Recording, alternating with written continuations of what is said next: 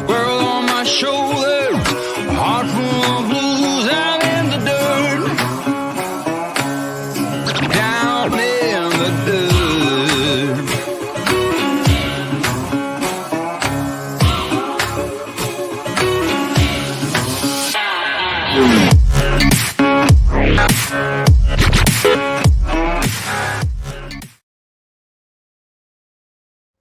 Today's live stream brought to us by See Our View, one of our great friends, great member, great supporter, great people, great everything.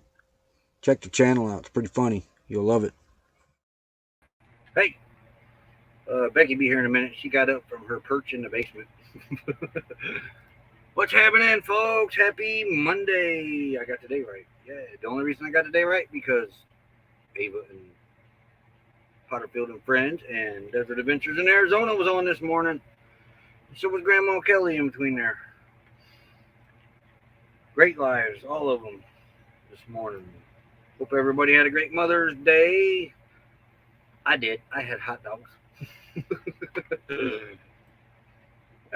Daily Dose of the Bible. KJV. Kenneth Oaks. Howdy, howdy, howdy. Thanks for the share too, buddy. First member up in here today, Jolly Matilda. Howdy, howdy. Linda Barker. Howdy, howdy. Good to see you. Rondell Adventures. Howdy, howdy, howdy. PSV Odyssey. Howdy, howdy, howdy. Another member, CRView, sponsor of today's live stream. Howdy, howdy, howdy. Catherine Cook. Hope you get to feeling better. Oh, broke a tooth. Old Man King Homestead, another fine member up in here. Howdy, howdy. Great live stream. Yes, man, you went a while too. 6 hours or something.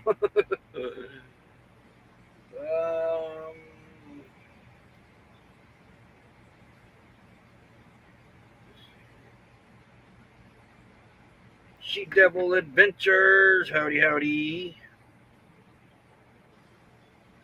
Larry Bozeman, howdy, howdy, and there's Rashaya, howdy, howdy. Yeah, you hope you get to feeling better soon, Catherine. Tell everybody up there we said hey. Oh, Diane Phoenix. Ron was live? How come I didn't get a notification? I'd have been there. Yeah, right there it is. Right there. I was on my phone. I was on my phone doing weather and picture stuff. I had this in my hand.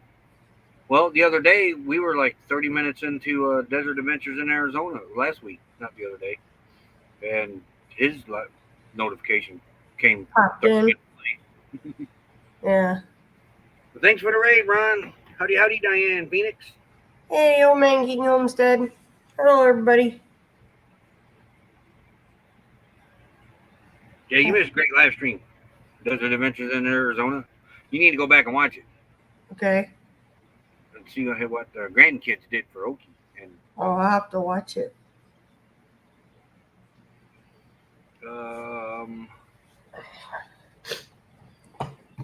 What's the weather? What's the weather? Yeah, what's your weather? It's sunny. Compare notes. Let's it's compare sunny. notes. I am going to check real fast. I'm 65 right now, mostly cloudy right now. Let's see what the high today is. The high today is 71, and of course the pollen is still high, very high. Hey, the other night on Ron's live stream, he heard my fan that was above me. Can you hear it? No. Okay. But I got a dishwasher and a fish tank gurgling behind me, so no, I can't hear it. Hear this fan? Let me know. Hey, going green, Mom. But this is wrong. It says it's 90, but right now I looked. It went up 2 degrees. It's 92 right now. I have the air conditioner on already. The dogs were already panting pretty heavy, and I said, no. We're getting ready to get out of here anyway soon, so I'm going to run this AC for these dogs as long as I can. Let's see. But here is today's, no. 100 degrees today. This is the high.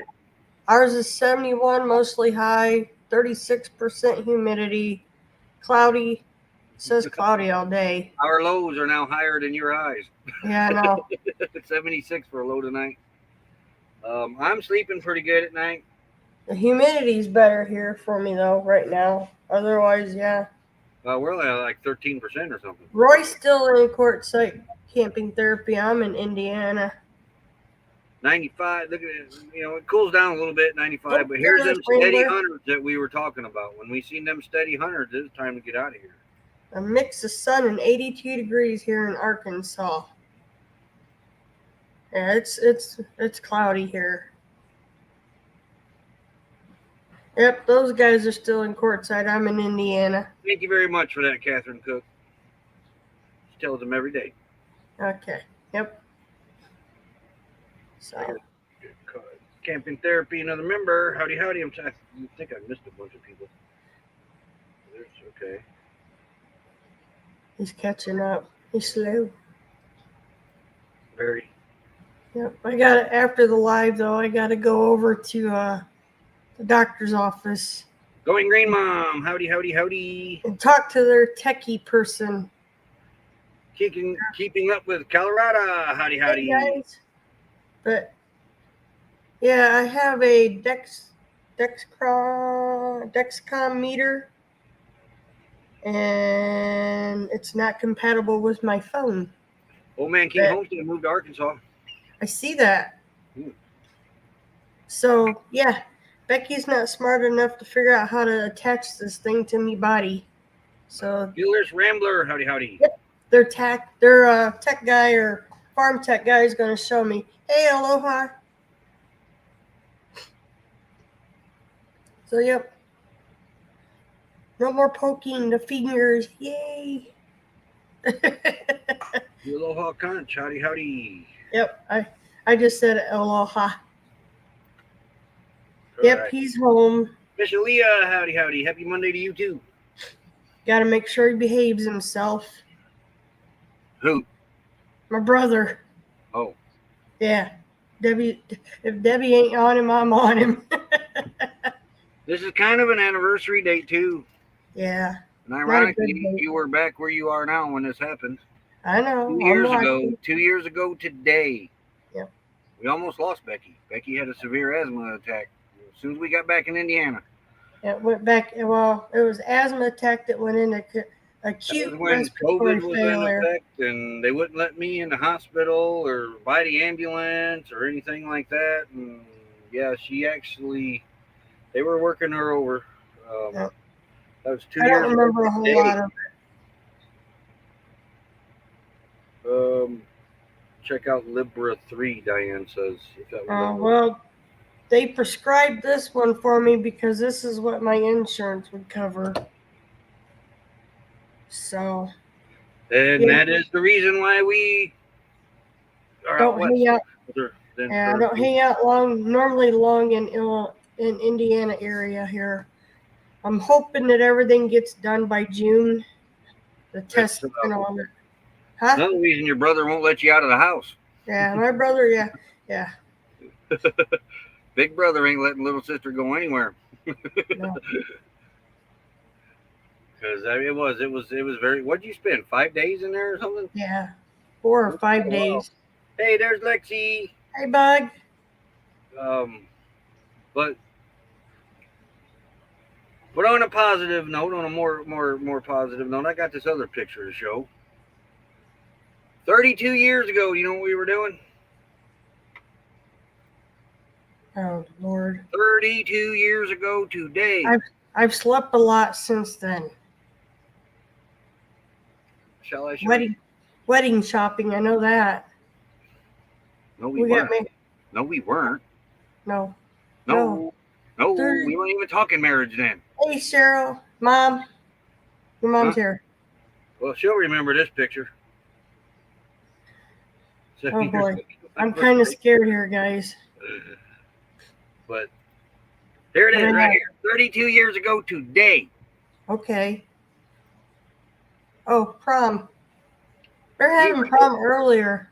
We were heading to your prom. Yep. 32 years ago. Ain't that crazy? Yep. Look at that. We're still just as good looking as we were back then.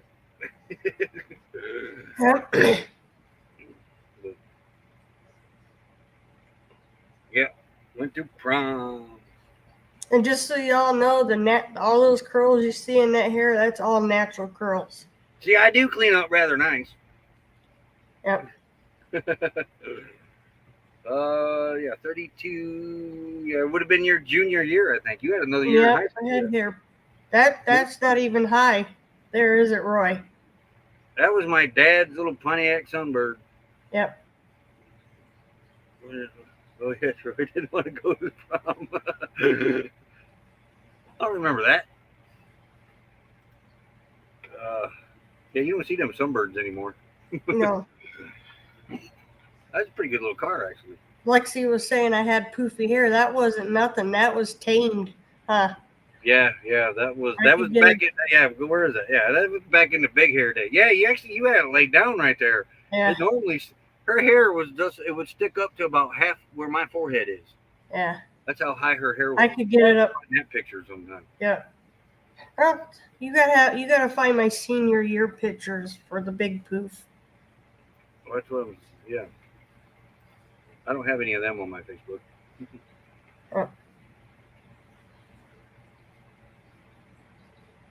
But Man, yeah. 32 years ago. Yeah. I actually got him out on the dance floor a few times, huh? That was on the boat, wasn't it? Yeah, the boat that I and was we took your freaking brother's car that you're there now because my Mustang was sitting on. My Mustang is sitting around the pictures up on blocks because I'd ripped the rear end out of it. Yeah. Yeah, my hair was. I never had to put a curling iron in my hair to curl it. That was all natural curls. I had a nice mop too. Okay, hold on a minute. I'll bring that one up here. What? What up? He's scaring me at right there. Hold on. Yeah, it was you and Becky and Ivan and Missy and Brenda and No, you got that wrong. Well, no, she left somebody out, but she'll remember. I know who she's talking about. Well, yeah, I know that, but I'm just. But saying. I think it was the following year. That was my junior year. I think she's meaning. Though, did Brent did go with him, didn't he? Ivan the first year, yeah. No, yeah, no. The S donor. No, you got the wrong person, Mom. Wrong year that year. That was our senior year. Her and him went to prom. I almost brought that picture up, and I wish I would have, but I will here in a minute. She's thinking there was 3 of us there, but it wasn't. Wasn't him. As soon as I find it.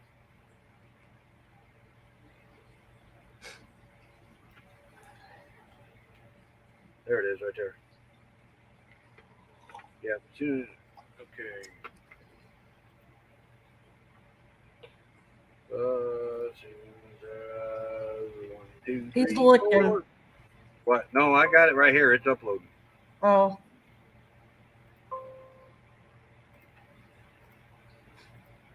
I got to add another letter. Hold on. There. All right. Okay, so here we go. Let me get it uploaded here. All I know is the one he showed was my junior year. My senior year, a bunch of us girls went by ourselves. Yeah. Bren, my sister, went to the prom with Ivan. That year, yeah. Yeah. Following year was the other dude. Yeah. As soon as Mom sees it, she'll remember. Okay. But here's the picture taken not long after mine and your picture taken. That's Ray, Mom. Ray Ragsdale. He went with Missy. Melissa Me Cohen. and Ray Ragsdale right there. He's on the left. I'm in the middle. Ivan was my sister's boyfriend at the time. She went to prom with him. Remember the cummerbunds? Hey, do I have one? You had a vest. No. You and Ray wore a vest. Oh yeah. But yeah, me and Ray we were like best friends. We've been friends since second grade. I moved to Knox. He was actually the second person I met here. His cousin, ironically, Jason Chapman, was the first one. Yeah. But no, it was Ray. So you remember Ray there on the left, Ray Ragsdale. Yeah. He works for Red Cross now. For blood. Does he? Yeah. I haven't seen him around town, but then again, I haven't really been out And about Yeah, too that much much. pictures is gross. But yeah. Just so you know, today's your best friend's birthday too. Whose? Bobby's. Facebook didn't tell me that. Did he take it down? No. I wished him a happy birthday this morning. I didn't see that now. Yeah. I met Bobby. Well, I didn't meet Bobby till 4th grade. Yeah. But me and Bobby, we've been friends ever since, and all we got to do is call each other, and we'll go wherever one of us is, no matter what it is. Ray's a great guy. Oh, Ray's an awesome guy. Yeah. Yeah. See, no, it ain't telling me. Search birthdays in. Usually I get a notification.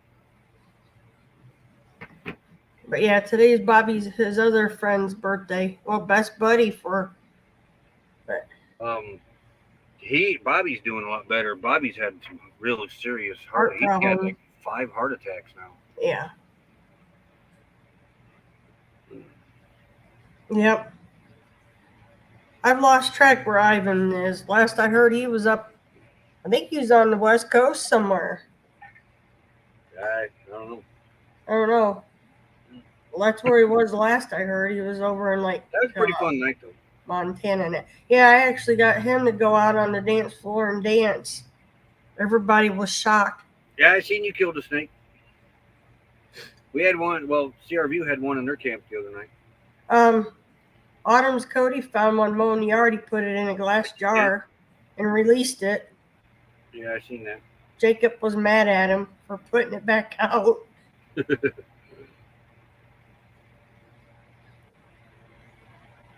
So yeah, I don't. It almost looked like it was like a brown and tan snake. And I think that's what color was that? The hognose snake was that color? It did look like the hognose, or it might have been what that other guy said in that post, some brown snake or something. I don't know, but yeah, her fiance ain't afraid to pick up snakes. No, not me. Roy ain't gonna pick up a snake either. No. Had a copperhead at the campground last trip. Someone guided it over to the creek. Knowing Mom, she probably had a really long hoe, long pole attached to a hoe. Yeah. And I don't blame her. Hopefully it is, Misha. I don't like snakes. No, I don't know. Yeah. Yep, I could do without snakes. Around to find out what kind it is. I don't care. Mama cat was. Cats will kill them. Some coyotes eat snakes out here. Yeah. Man, speaking of wildlife, I waited till the sun went down, went uptown, got some gas, filled the jugs up for the generator, because I went through 2 tank pulls yesterday. Going to do it again today, it looks like. Yeah. So I'm coming back down 95. I get in front of LTVA North, and I'm cruising along, and this idiot, he's so close to me, I can't see his headlights. And usually we're driving around in Indiana, I'm always thinking, the deer, if somebody does that to me, man, deer runs out in front of me or something, this guy is screwed. Yeah. Well, I thought that myself, hey, I remember thinking, because I already naturally think, deer or something runs out in front of me. I'll be darned if a deer didn't run out in front of me. They're down there. A mule deer. Yeah. Yeah. Oh, I was surprised to see it that close to Quartzsite, because we have never seen deer in Quartzsite. No. But most of the people are gone for the season, so they're coming out more. I hit my brakes, and that dude, he hit his brakes. He almost hit me. Well, right after that, he stayed back about 50 feet from me, all the way back to LTVA South.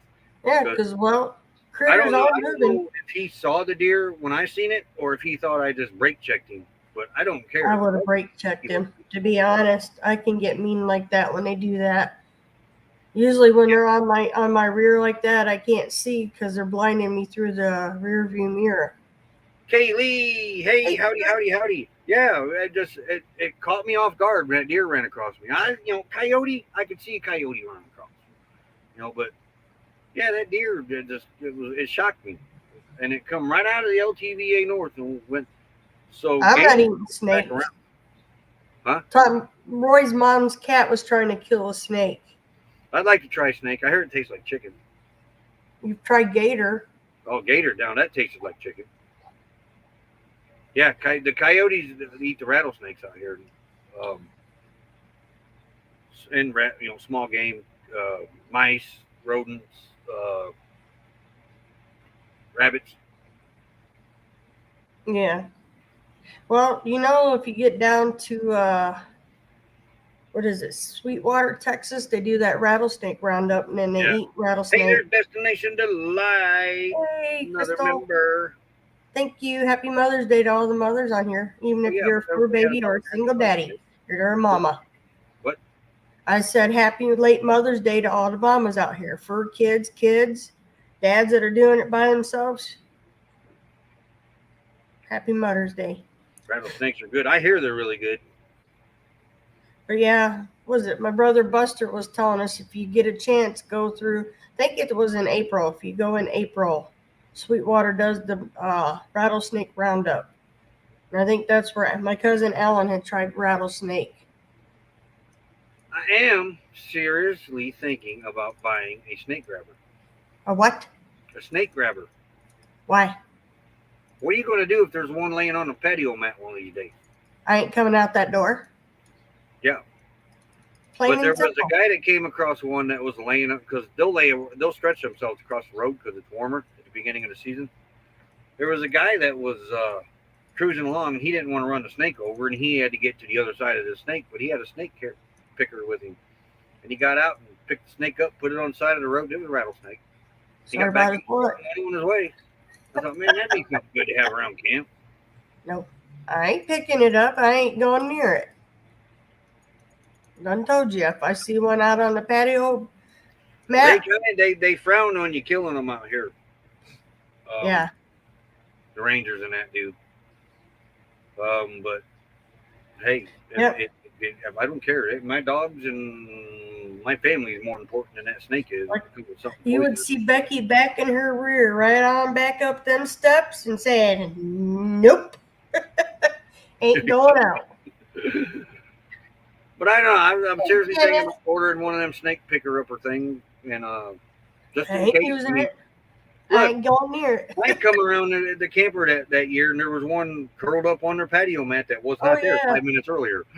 Yeah, Mike was doing maintenance on the side of that rig. I think he was resealing the windows. You're supposed to do that, by the way. Recaulk, and Mike ran out of caulk or something and needed a drink. He'd come around, and there was a big rattler laying right on their mat. Mike says, "I don't think so." Yeah. I hear they're in danger or they're protected. I don't know, but they're good for the environment. I don't care protected or not. I am not leaving this world because some protected animal says it's my time because he's protected and I can't defend myself. No, I draw the line there. The cat is somewhere in the house. That's what we try to do. We try to shoo them off.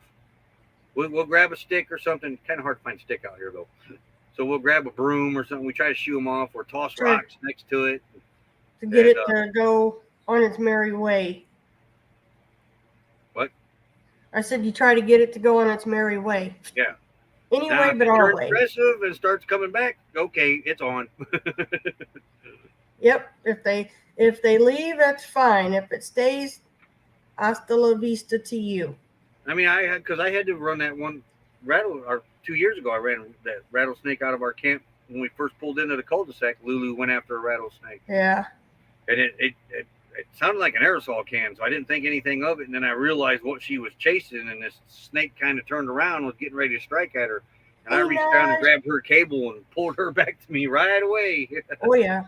And so I shoot that one off. That one kind of turned around, come at me, but then it changed its mind and went back into the wash. Down by Stephen Oakey, the Ironwood National Monument area where we camped, that Sidewinder. Oh, yeah, we shoot a Sidewinder away. They do good. They keep the rodents down. I understand that. But when it comes to us getting bit or the dogs getting bit, guess who wins out? We do.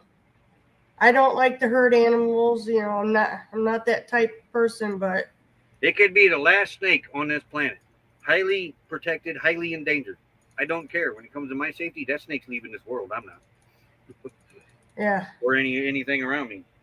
But I like how they say, well, you need to check their head. If it's triangular, it's poisonous. If it's I am not going close enough to say, Triangular? okay, No, no, Snakey. no. Round is non-poisonous. It's like a triangle. Their heads are like Oh, that. you meant to. I thought you said The their head. eyes.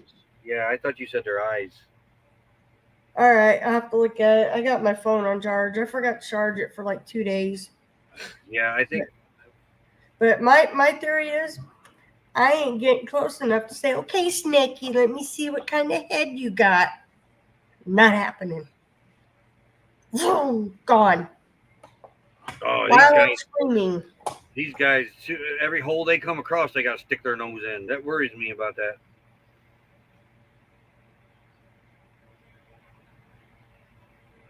You know, and they get out if they're not on here. We keep them on the Okay, table. Dorian.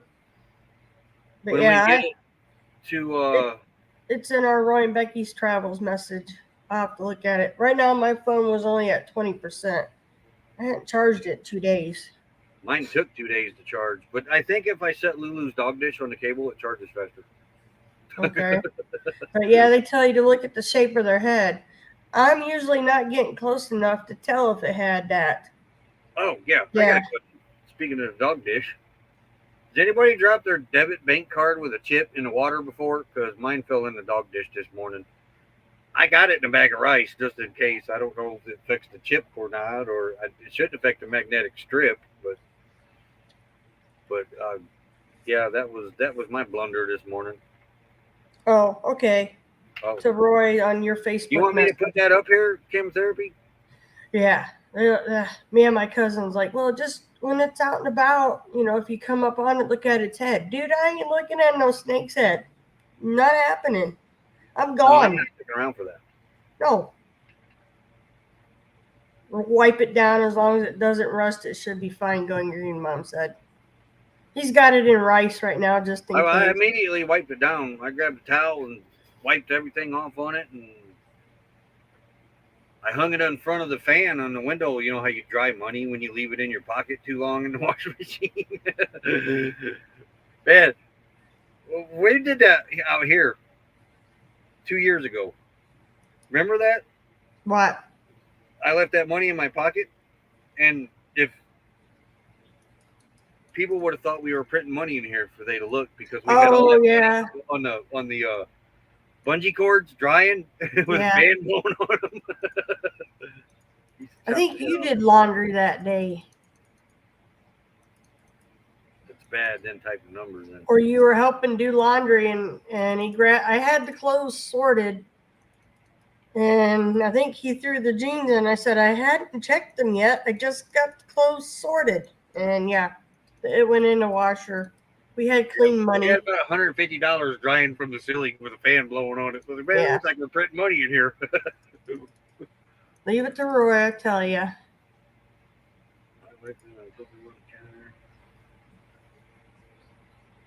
Okay. Life of Lucretia, another member. Howdy, howdy. Please show it. Alrighty, let me get that tab open back up.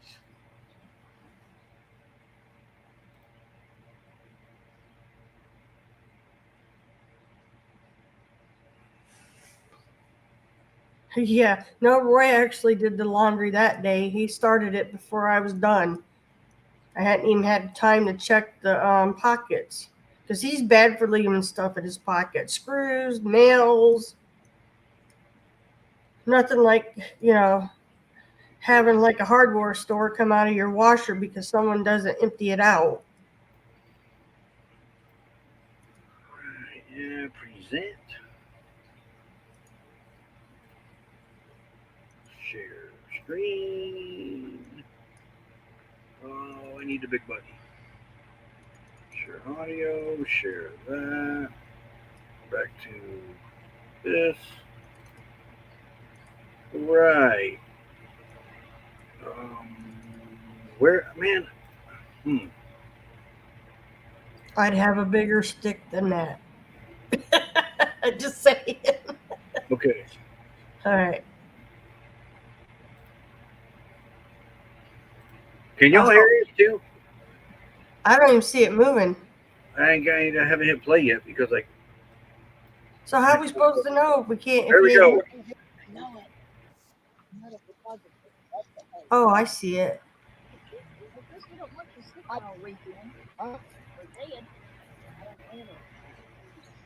Trying to get it to the other side of the creek.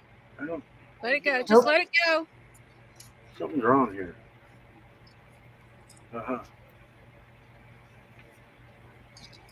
Just shooing along. Shoo, shoo, shoo. I don't think it's letting me get the whole video in there. Yeah, but we got the idea, honey. The snake went down there. Oh, there it goes. Nope. Nope, nope, nope. It's our commercial time too, baby. Mm-hmm. Oh, it went for the stick. Oh, look at it. Copperheads are they're Trying to get it to the other side of the creek. Let it go. Just let it go. Ooh. I've been screaming like a girl run. I'd have probably already been in the camper. Yeah. It's like walking a pet snake. Look at him. Nope. I know that'd be me, Kaylee. I'd go to fling a snake and it'd probably be like a boomerang, come back and wrap around my neck. Yeah. Yeah. No. Nope. Nope. Nope. Nope. I'd be gone.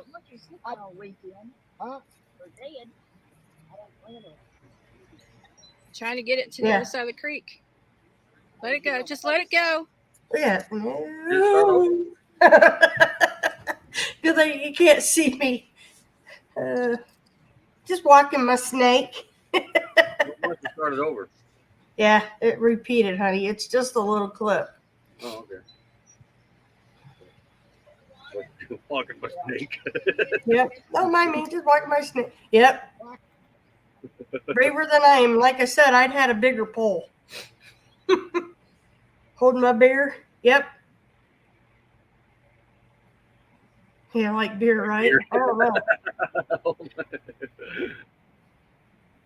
Hey, where's it still going? Here, bye. Yeah.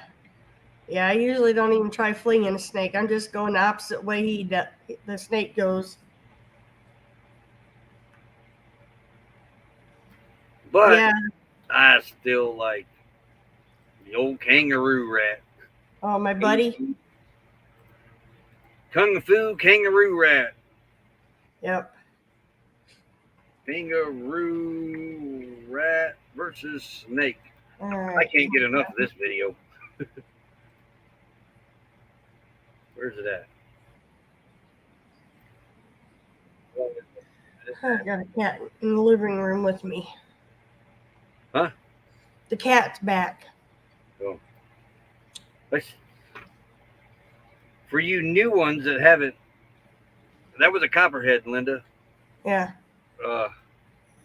For our new subscribers that I showed this video probably a year ago. It ain't ours. We do not own rights to it. The kangaroo rat. You know, most snakes eat rats and mice and that, but no, not the kangaroo rat. They don't care. Yeah. They're not afraid of a snake. They're immune to a rattlesnake bite. But just check this out. As soon as I find the play button on it, this is weird. I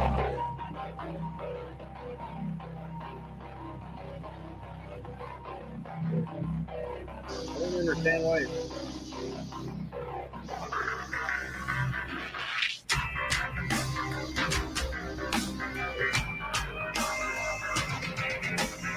See that? That was crazy.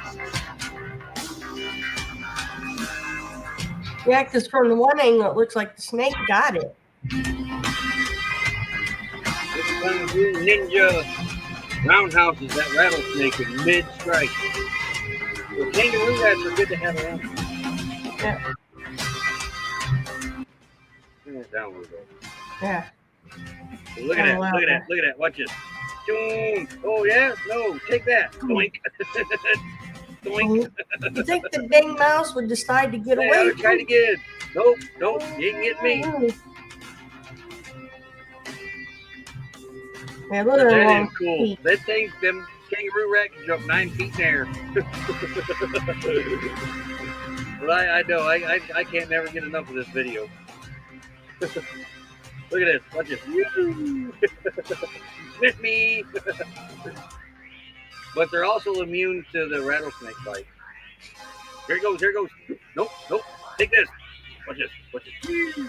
Yeah, that one actually got a hold of the Kung Fu. rat. Watch it, it bounces off the ground. That snake's like, what the heck? Yeah, they're cute. We had one that used to sit out on the patio mat with us at night when we'd sit out. Wouldn't He it? come up, sit right next to us on fire. They're at the fire. Had a new pet that that's the one. That's the one that I saw that scared me so bad that when I jumped, Roy jumped, hit his leg on the table.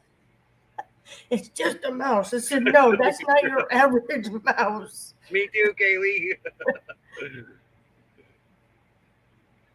I don't know anything about snakes, but I don't want to know anything about yeah. snakes. In my side of the family, there's 6 of us, right? Only one of us out of the 6 kid isn't afraid of snakes, and it's the brother I'm staying with. Oh, Dakota's not 3-year scared of them either. Wow, 3-year recovery. Wow. Yeah. Commercial time, baby. Oh, yeah. We shall be right back. Yep.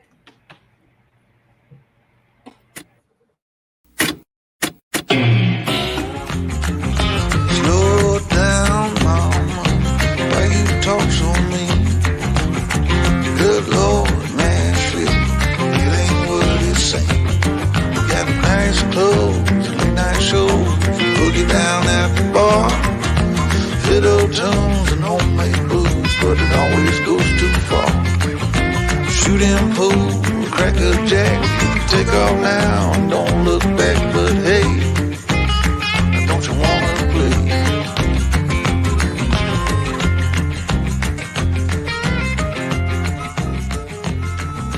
Hold on, sugar, why you look so... Oh, she's gone. Me too, Kaylee. Me too. People make them play. Yeah, you'll have that regardless. Yeah, in the Filmora will allow you to change that to vertical. In the crop and zoom, it asks in the ratio part, and I forget what the ratio is for vertical.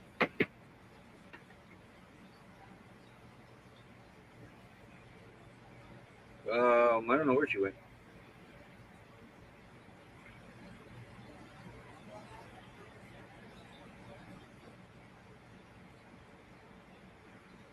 And caught up on the. Yeah, you drop it down to your, where you work on your video, and then you right click, and you'll have that option, pop up like your copy paste delete, but it's the big long box, and it'll have crop and zoom. Ratio is the same as horror. It's labeled something else in Filmora if I remember right, but I can't remember what it is. Welcome, a pet copperhead. A snake is stuffed and sits on its fireplace mantle. Good spot for it.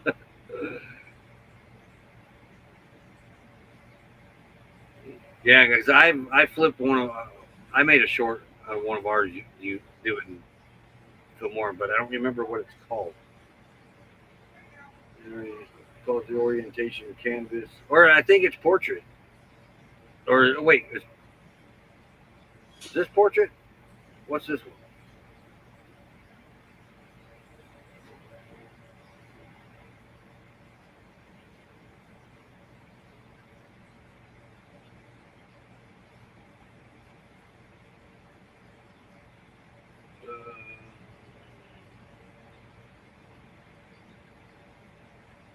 Oh, I seen that. I meant to watch that too. I forgot all about that. Camp Therapy. Yeah, go check her video out of the 1950s Vagabond trailer. Portrait is vertical. Okay, I think that's what they labeled that in there as portrait. Yeah, because this way's landscape, correct? Because they don't label that landscape in Gomorrah. They call it the 16 by 9.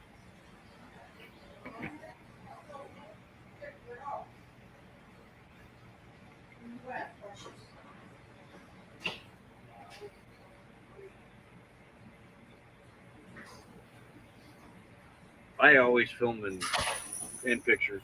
I don't get this way. I don't this way because all your screens are this way. They're not this way.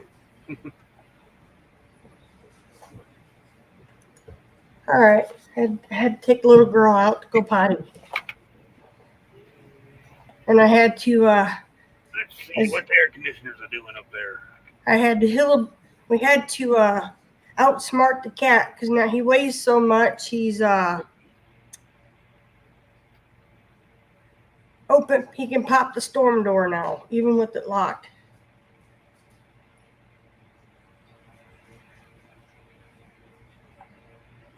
Apparently my screen don't work no more.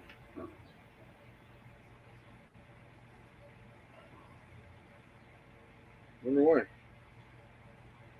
Battery's going low. Well, the screen works, but it don't light up. 59.9 degrees coming out of that air conditioner up there. Morning. I took her potty. She was more interested in playing in the leaves. And shot labels ratios, and I think has the Somebody was mowing says, "Come on, girlfriend, I can't be out here that long." I'm sitting in quartzite, Lucretia. Oh no, they'd have to find somebody else to hold that snake. That's all I gotta say. No. 93 in Eugene yesterday. 100 here today. Well, yeah, these are our, that's private chat. Nope. That wasn't me. No, I clicked on the wrong button. Oh. But these are the temperatures coming up here. Well, let's see what it is right now. I know it ain't. It was 92, and it is 93 now. Our high today is going to be 100. As soon as I find it, there. High today 100, low 76, and then 100 and 101 and 96, and then after that. Wait a minute, did I do that right? Yeah, I did. 95 and 99, a little bit of a cool down. 102, 101, 101, and then another cool down of 99 degrees. But the nights are in the 70s. So, yeah, it's time to move on. Yep. I actually contemplated sitting here all winter. The summer. Summer, honey. Summer. If it was winter, I would be back there by now. When we get packed up, I'm going to go switch some things around again today.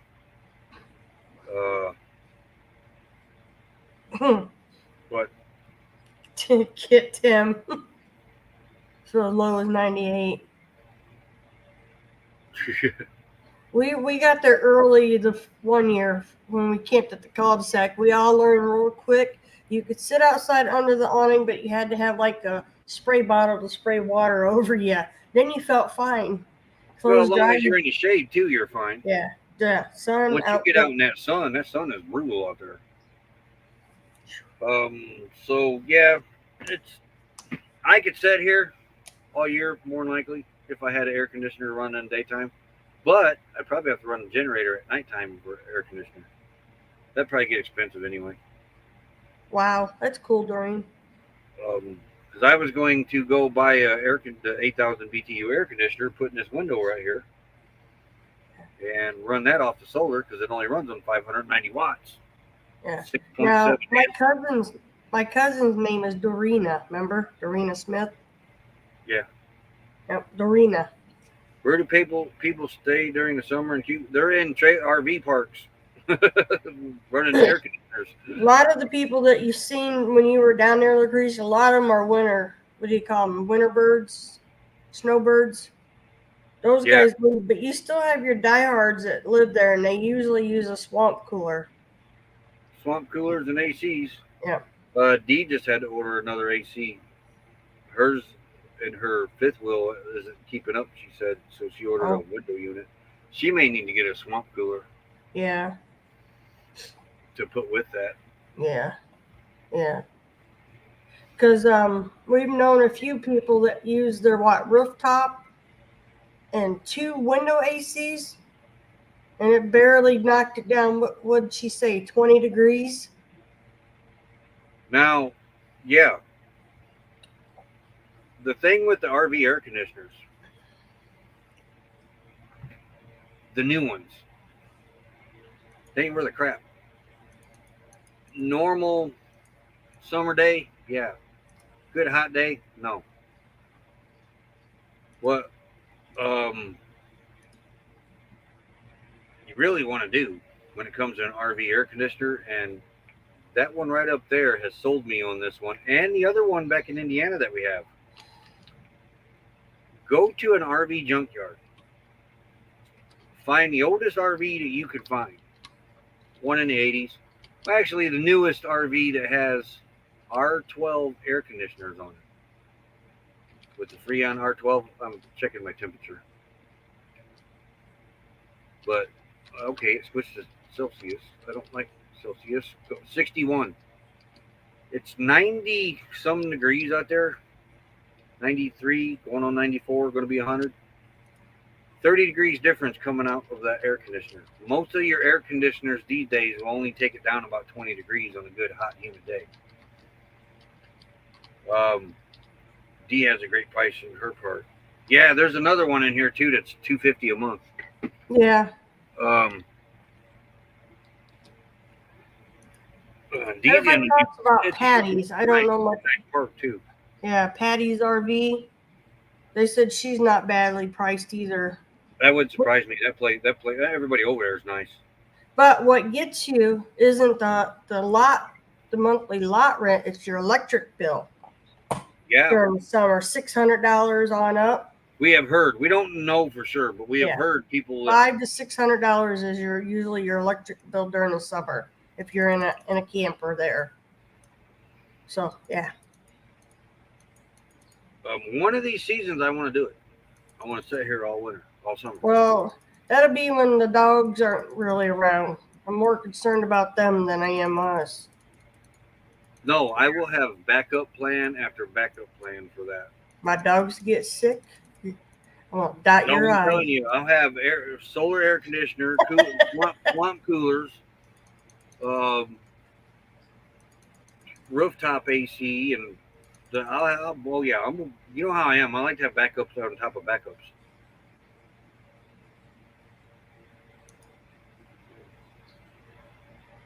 But yeah, electric out here is expensive. Of course, it's getting that way everywhere, but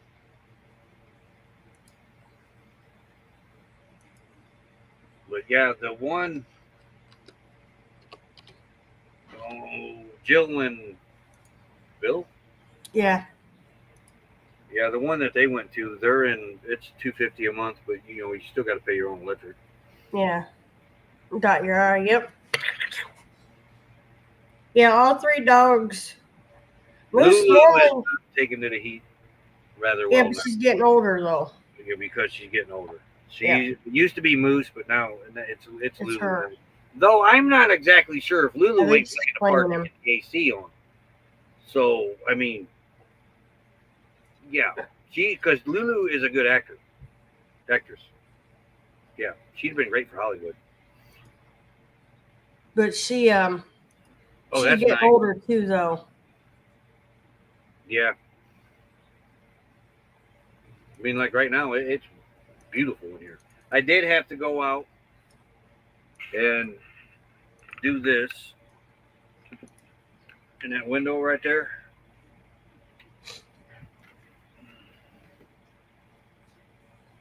That is Bobby's windshield cover. Because at 6:30 this morning, no, actually it was the sun had just come up over the mountains. Yeah, I think it was at 6:30. I was still kind of sleeping. I was awake, half awake, half asleep, and so I lay there and I watched the sunrise over the mountains every morning. Now I'm up at the crack of dawn every day anymore. Um, so that sun come up over the mountains. All three of these dogs started panting instantly. Started licking me and like, hey, and it was started to get warm in here, and I was like, wow, already this morning. And so I ran out to Bobby and I grabbed that windshield cover and put the reflective side out in the window. It dropped 10 degrees in here just like that, maybe even Yeah. more. I didn't, like I said, I didn't have to turn the AC on until we started the live stream. We But needed that just so the dogs wouldn't start getting uncomfortable during the live, though, you said. yeah, because Lulu was panting pretty heavy. But like I said, man, I think because they went outside right before the live stream, prancing around. You know, it's hot out there. It was hotter out there than it was in here. Yeah. And then I said, yeah, we're getting ready to move here soon, so I'd run this thing anyway. Yeah. But you got to figure Lulu will be 11 this year. Jasper will be 10. Yeah. Little dude will be 7. But he's usually the one that can't handle the heat. Yeah, And he's now been it's turned. and Jasper's been fine. The heat's never bothered Jasper. We could put a kiddie pool out there, and that dog would lay in the kiddie pool and be just fine all summer. Oh yeah, He yeah. loves water. I almost bought him one the other day. How would you move that? You'd have to leave it in Bobby when you left. They're light. I know, but you can't bend them or they'd crack. Yeah, but then I thought about getting one of them roll-up ones. Deer, not with their toenails.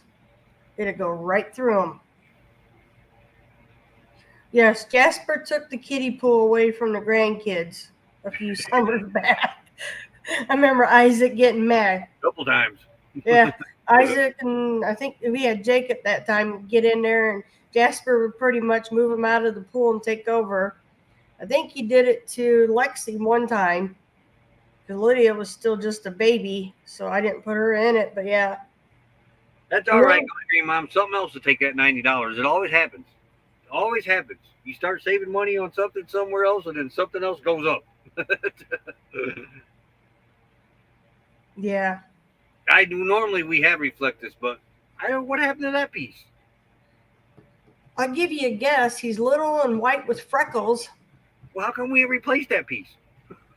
I thought I had enough, and then he got the other window. Because this window's covered. Every window's covered now with reflectors. He got a hold of the bottom one. I had to remake the bottom one, remember?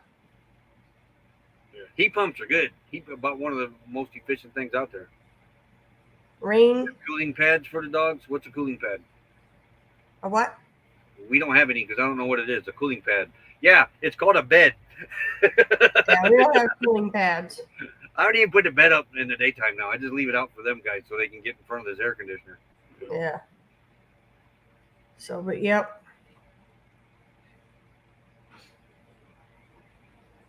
Yeah, no kidding going to your mama.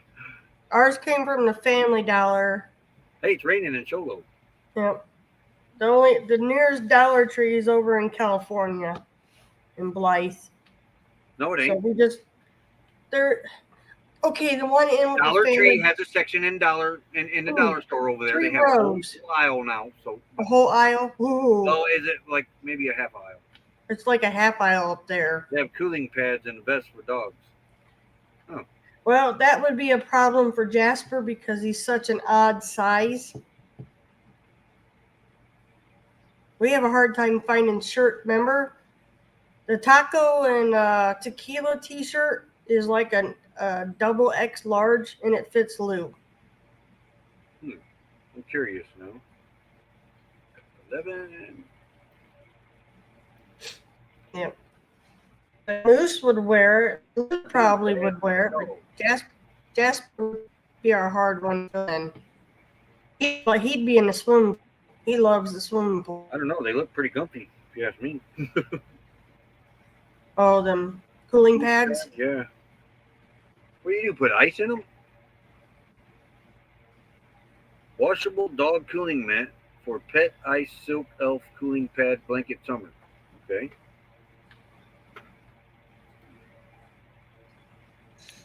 How do you? Okay, I'm gonna ask Camp to do this. When you put your RX on the website, don't they gotta know like where your eye, all that stuff where your eyes are? Of some That certain is all on your RX your now. no, well that your subscription It's called prescription. a prescription, honey. Yes, RX. It's that's still all an on your RX. prescription, your eye measurements and everything. Because our neighbor George ordered them offline. He had to have all that. Yeah, because I do my eye checkup on my left eye this week. And then I got to actually do my actual eyes exam that's due. And I'm not sure if I want to order glasses from them or just do it online. I think my mom was asking about that place. I Yeah. forgot about that. But there it is, Mom. If you're still in there, zennyoptical.com. I forgot the name of it, too. Yeah.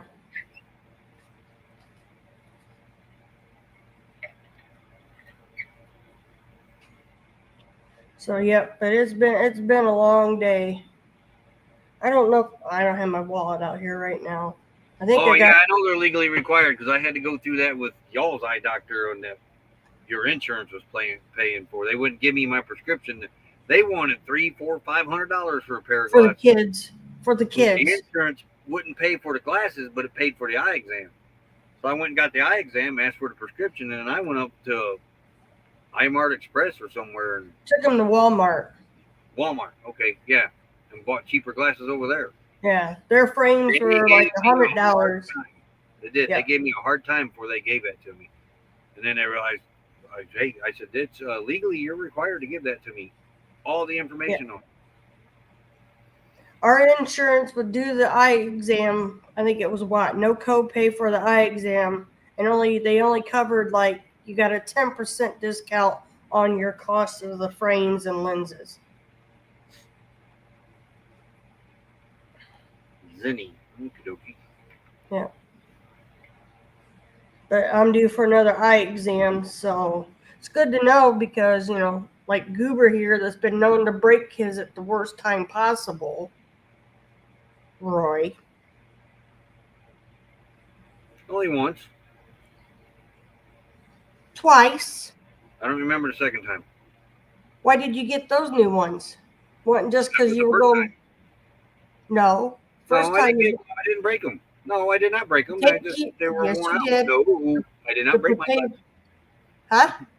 I did The not break my Potato glasses. Creek camp out. His glasses, the nose piece split right in half. Oh, when? Those, What? oh my gosh! If he shush, I because did. he does this all the time. Well, he waits until, like right between paydays. It never fails on us. We were camping at Potato Creek when his first pair decided to go pating right down the middle. That's the only pair I remember breaking. Your mossy oak one's the arm broke. No, it didn't break. It slid out of its holder that it was glued into from the factory. Then he glued it so much that it finally broke. Hey, James Cutney's, Because how I you have feeling? those glasses are here with me. No, that's the next frame like that. Because when you came back to Indiana, we got you another pair of glasses because you're about blind. Dear, these are the same glasses that I had when we got out here that come apart. No. Before we came out, we bought you a new pair of glasses. Me and you got new pairs. 4 years ago coming up. Okay, now listen. When we came back. Howdy, glad you're feeling better. When we came back 2 years ago, I took you back to iMart. Your prescription was bad. Those glasses are now 2 years old. Oh, these are the ones that came apart then? No. Those are 2 years old. We came out 4 years ago, Roy. That pair is gone. Yeah, I do remember getting another pair. Yes, you 2 did. years ago because Adventures in the Heartland was with me the first night I wore them in the dark, and they tweaked my eyesight. Yeah, those are 2 years old now. I They're thought not they your were moss. supposed to be scratch resistant. I don't. After a year, honey, they probably aren't. They're getting covered in scratches again. Well, you're due for another eye exam. It's been 2 years, but you can go anywhere. You can go to the Walmart or iMart Express up there, but they're 2 years old. The first pair was your mossy oaks that you hadn't even had a month and they broke. The arm See, came look at out. that. It snowed in Flagstaff and Belmont last week. Hey, Mariah. I thought somebody Yeah, else come in here.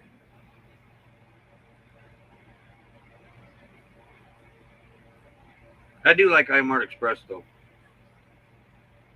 Yeah, They he got likes any more? iMart Express. Let's see. iMart Express near me.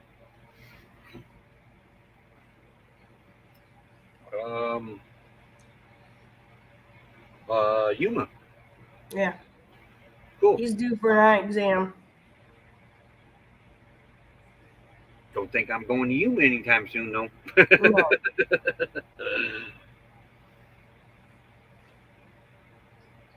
All right, I'm gonna step down. I gotta go there so I can get this thing done.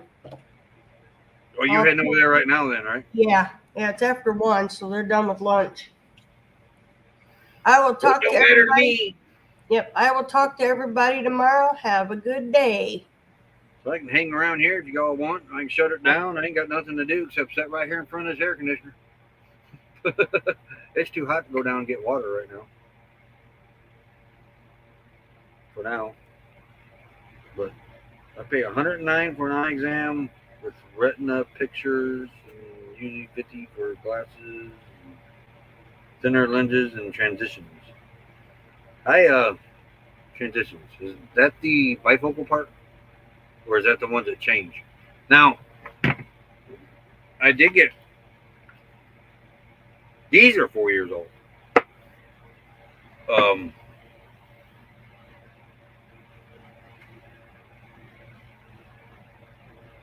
Come think about it. There should be another pair of these around here somewhere. Because iMart was always buy one, get one free. And I always got a cheaper backup pair just in case. But these are my sunglasses. And they're regular glasses. But I had these. Look how dark these things are. I had these. If you get sunglasses made in glasses made into sunglasses, tell them you want to leave these in that chemical that turns them dark for as long as possible, because then they'll get very dark. See, look at this. So Stevie Wonder. Ebony and Ivory. But yeah, I love these things. But I can see because they're regular glasses. I don't much like to have to take them on and off, but hey, because I can't even get the ones that transition.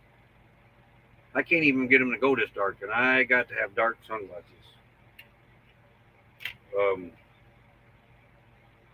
But yeah, I love these things.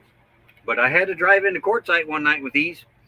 First night here, coming off the off ramp.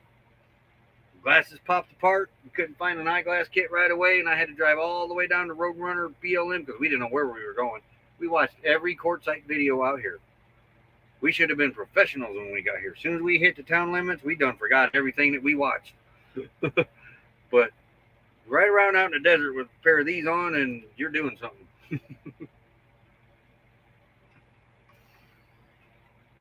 But we pulled into the entrance of BLM, Roadrunner BLM. I parked it and said, we're camping right here tonight because I'm not going any further. I can't see.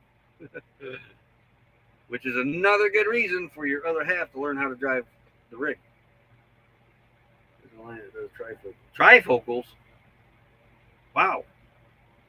Tammy DeWitt, howdy howdy.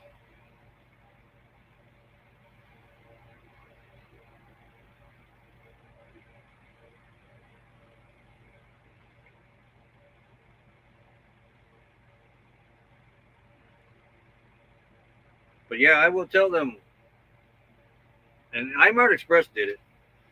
But she said, yeah, I got to go soak these in the chemical and turn these into sunglasses for you. This was my free pair. at the time. And I said, how long does that take? She said, about 20 minutes. I said, can you leave them in there longer? She said, the longer I leave them in there, the darker they're going to get. And I said, that's my point. I said, I want them things dark. And she says, how dark? And I said, extremely dark. She goes, well, I'll give you a text in about an hour then. And they let them soak for about an hour in that chemical, and they come out that dark. They would have been about half that. I'm hoping the next iMart Express I go to, or whatever it is, to do the same thing. Because, yeah, I don't go outside now without these. But, yeah, I can almost weld with these things. It's like they're remember that the half glasses where they sun up here and they would fade into glasses and then fade up to the sunglasses. That's what these are missing, I think.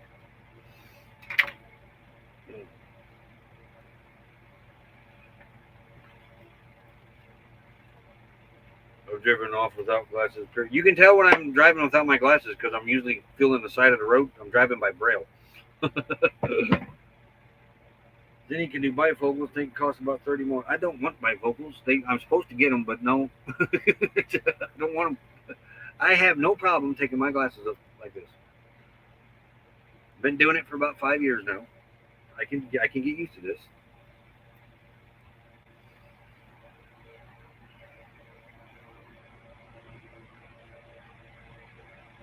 I don't know. I don't know if I can handle the bifocals. That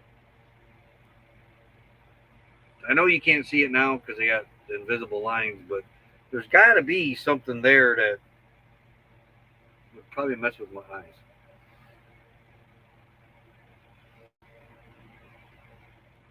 If they could have got those any darker, I would have been happier yet. But I'm happy with those. I love those glasses because I've never been able to really wear sunglasses unless my glasses changed, and those were never really dark enough. That you could trip.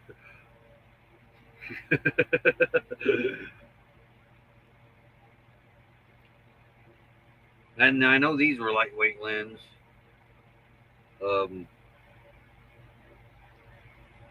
They did try to talk me into getting these as the transitions that change, but I said I'm getting sunglasses. If I get these, then I'll get in the habit of not taking these off. And I got eye risks. My mom has had eye issues. I've got a dead cataract floating around in my eye. No biggie.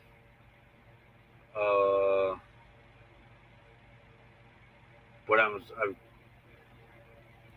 supposed to keep an eye on it. It's nothing really serious yet. Should your eyes on the sunglasses? Yeah, my mom did that. It wasn't the latest. She had the retina thing. Degenerative vascular something is.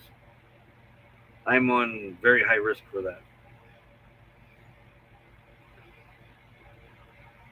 But my eye doctor has me like, he told me I'm not supposed to use any like Visine. That's chemicals. The transient glasses are crap. I thought that when I had them. But Pataday are the eye drops that I use. I'm only supposed to use those. They're 100% natural or something, but there's no chemicals in them. And back home, I'd get allergies during the September and it'd mess with my eyes and that, and I'd use Visine and all that. Well, the Pataday helped with that. Oh, dry socket. I got dry socket, I think is what they call it. Or is that for a tooth? It might be a tooth. But that word there, yeah, macular degeneration. That word. But one of my eyes, I think it was this one, is going dry, and I have to use Pataday, which I haven't had to use in a while. But that's what they recommended for that was Pataday eye drops, and I like it better than Visine because man, Visine burnt when I put it in my eye. Dry socket is teeth. What's the eye thing that goes when your eye goes dry?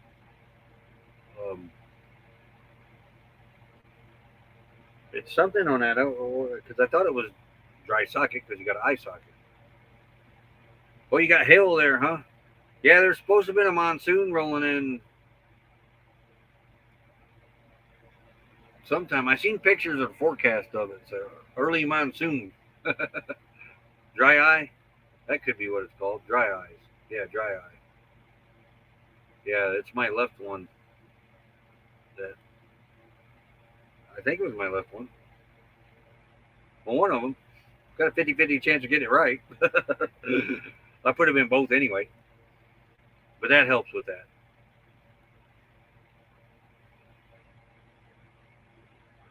But yeah, so glad you're feeling better, James.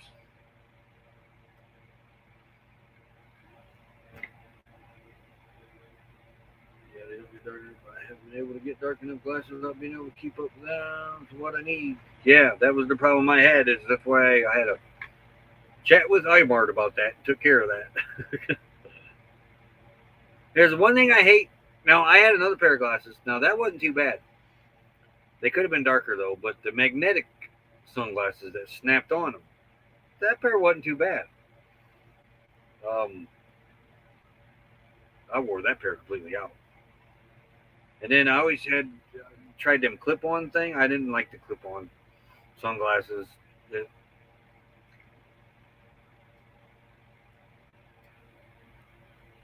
I'm allergic to pain, especially I'm allergic to pain too.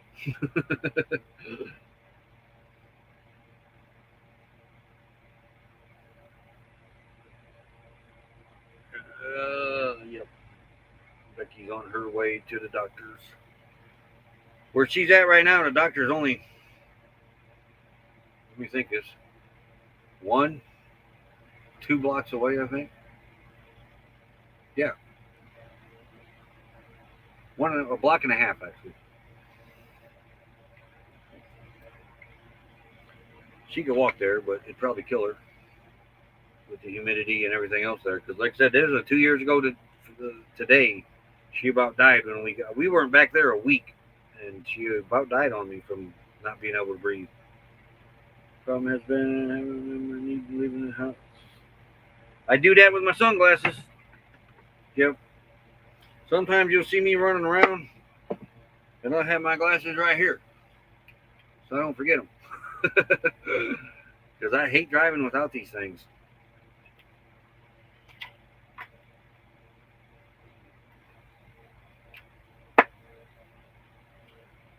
Yeah, these are the glasses she was talking about. We came out the glass case, the Real Tree Mosey Oak ones. Those are here somewhere in another pack.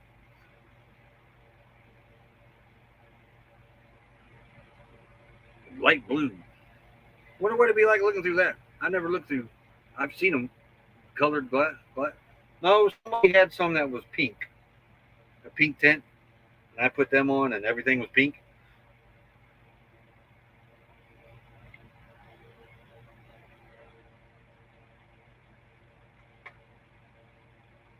Yeah, Becky definitely needs to stay inside as much as possible. Like I said, once she gets out here, she's fine. She'd be outside all day long. Except on very dusty days, but really nobody should be out in a dusty day anyway.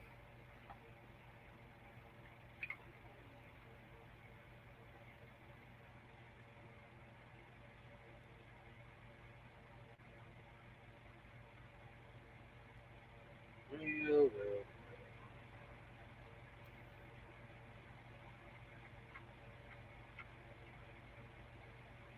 So tonight, this evening, I think I'll put Honey's last coat on of roof coating. Try to get a couple areas around the luggage rack that the roller couldn't get by. Oh boy, on the edge. There's little squares on each side of the um, upright for the luggage rack that the roller couldn't get to.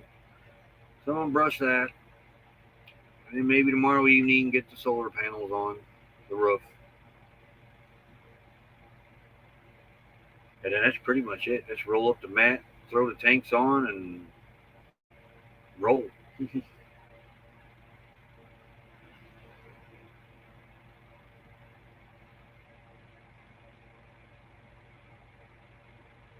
Oh, nice. Nice. 10. Okay.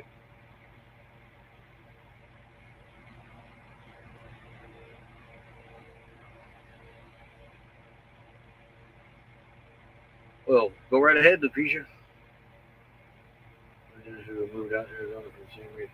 Her cousin is out here for the same reason. Her cousin cannot go back to Indiana. If she goes back to Indiana, she will more than likely die.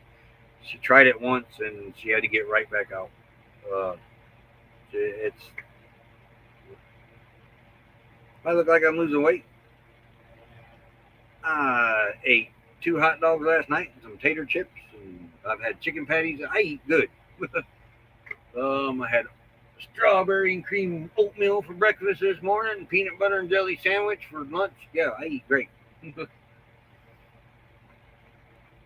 I'm out in the sun losing my winter weight. I got to keep an eye on my figure. That's what it is. I'm sweating it off now. See, I'm built all that up during the wintertime. Now it's all gone. I thought you had dinner. They said that the last time Becky left too. But I got my cookies. I'm eating good. I got cookies. I got peanut butter. I got bread. I got soup. I got hot dogs. That's all I got now, though, because I shut the one Epico down. I got plenty of food. But solar cooked not yet, but I do got them broke out. I got to finish one, and then probably I'm gonna maybe try something tomorrow with them. It is too. Potatoes are healthy for you. Hot dogs in the meat group. Ketchup is and relish is in the fruit or veggie group, and cheese has got my dairy on there. I got all 4 basic food groups in one meal. I'm good to go. Healthier food. I don't eat as much as I used to though. Like I could sit down and eat 4 hot dogs. Now I just eat 2 and some chips, and I watch how many chips I eat now. But Mel Natty living free zip code less. Howdy. No, that's 4 basic food groups. You got your dairy, you got your meat, you got your bread, and you got your veggies. Tomatoes in the ketchup, hot dog got the meat, cheese is the dairy, and the bread is your bread and grains. So yeah, it's covered.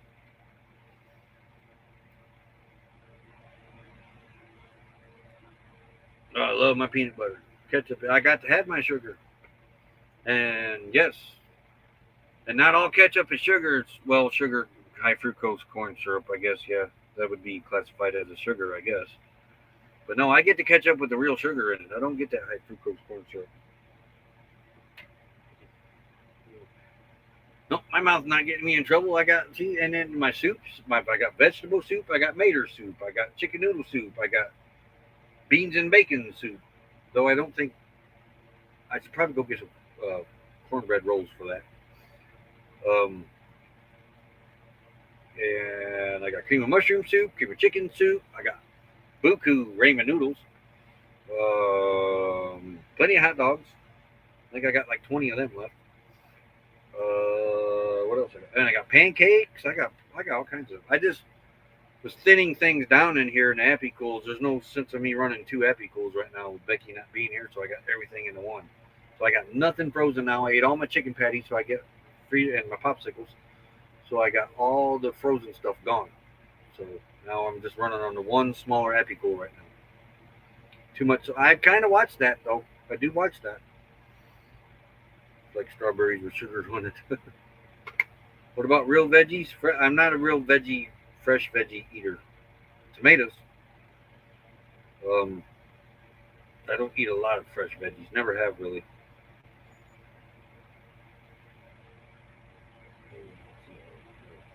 When she gets back, we'll go back to eating our wraps and pork chops and stuff like that. Our food, stuff we grill. Hey, there's Lance. Howdy. Oh, and I got a big old pack of chicken soup up there yet. I make that. Now, I got plenty of spaghetti. I got spaghetti and spaghetti sauce in the packs, and I got no ground beef, but I could run to the store and get some if I wanted it. Pretty sure ketchup is not one of the paleo ketchup.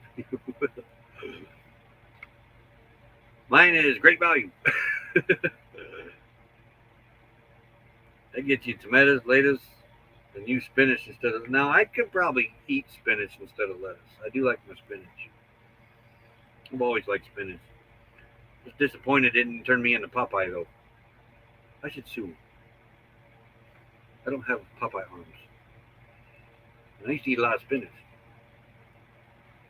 But I think it was Mom's trick to get me to eat it, telling me I'd get like. They always used to tell me that. Here, eat your spinach. You'll be like Popeye. Oh yeah, okay. Blah, blah, blah, blah.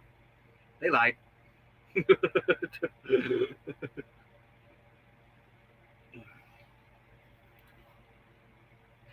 I don't like. Try roasting your vegetables. I've roast them or grill them on the Blackstone. Um, we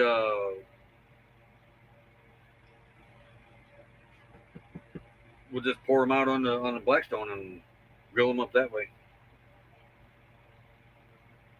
It didn't show him ever doing it.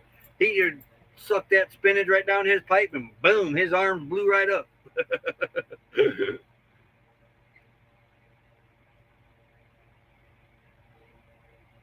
I'm not a big veggie fan. Now I do like.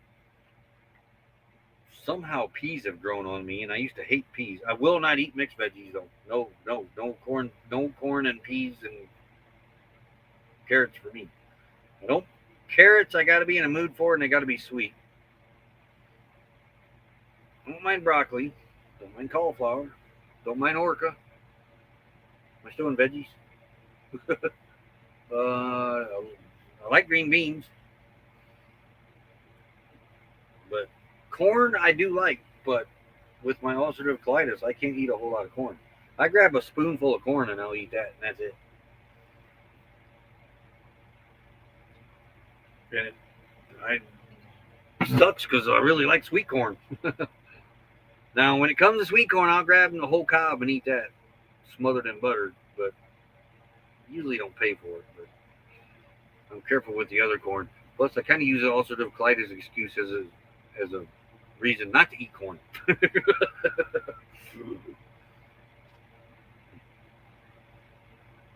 Asparagus, I do like asparagus.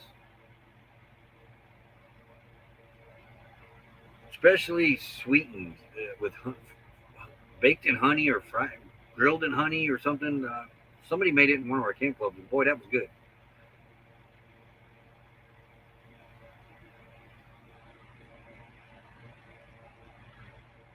I do like a good salad though. Like I do, I like my lettuce. No succotash for Roy.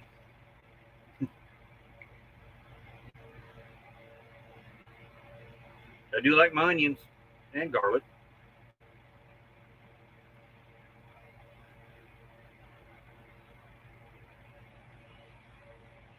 I don't know if I had rosemary yet. Maybe, but I'm not sure if I have. Probably have and didn't even know it.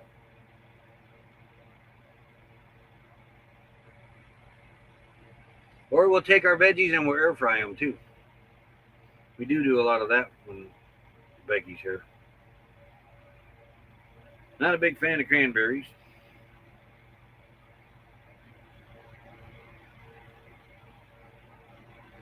Why no? Because keeping we can keep the lettuce for it's the tomatoes now. I don't a whole tomato. I will lose about half of it before I'll actually because I eat about 3 wraps and that take about a quarter of tomato and I might get another day out of the tomato, but then the tomato starts getting really soft and that's in the fridge or whatever. We've even vacuumed it in a container. And she went to the doctor to get that diabetic thing figured out.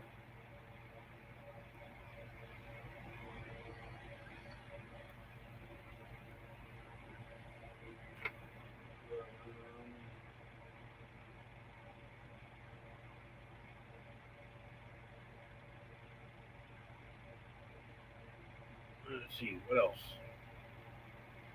But no, I'm good on food. I have tortilla wraps over there. continuous glucose monitor. They, yeah, she told me they took her off her metformin. So, I don't know. That might be what this meter is replacing, because like we've lost weight out here, and she's off most of her medication that she was on for diabetes when we first got out here now.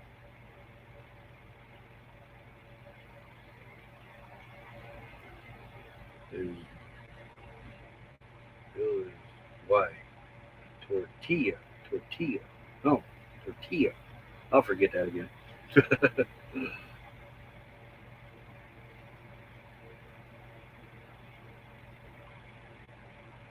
um, but I thought about picking up some breaded chicken and making me up some wraps, some chicken strips. I may do that yet. Who knows?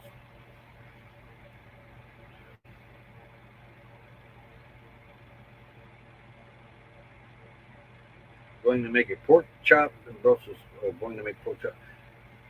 I don't see. I don't think Becky likes Brussels sprouts. Now I don't mind Brussels sprouts. Rosemary's good with pork. I can't remember if we've had it or not, but I'm sure we probably have. Somewhere along the line, somebody probably fed us rosemary.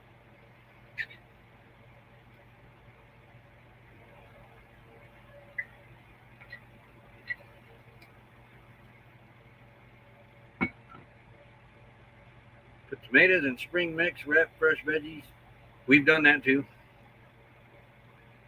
with a little bit of beef in it or chicken. She'll buy the frozen peppers and that, and throw in there, and use a spring mix with it. Though I don't think she really cared for it that way. Which I wasn't a big fan of it because I'm so used to eating like burrito stuff, hot pockets, stuff like that. That's bad for you.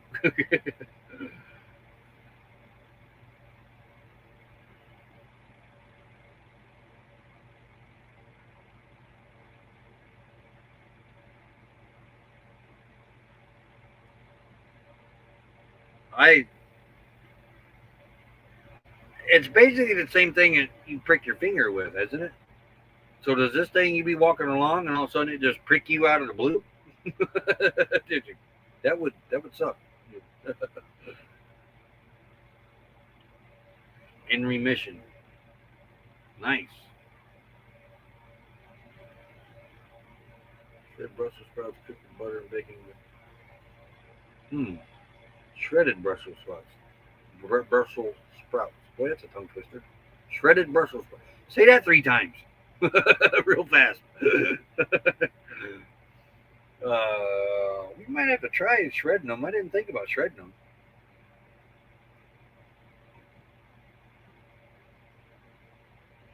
Comfy dogs. All sleeping now. Where am I at? I'm still sitting in courtside with TRView. We're fixing to roll out of here soon, though, because the nights are starting to get. Daytime, for me, is not so bad because I'm able to run my air conditioner. They're having a hard time running their air conditioner.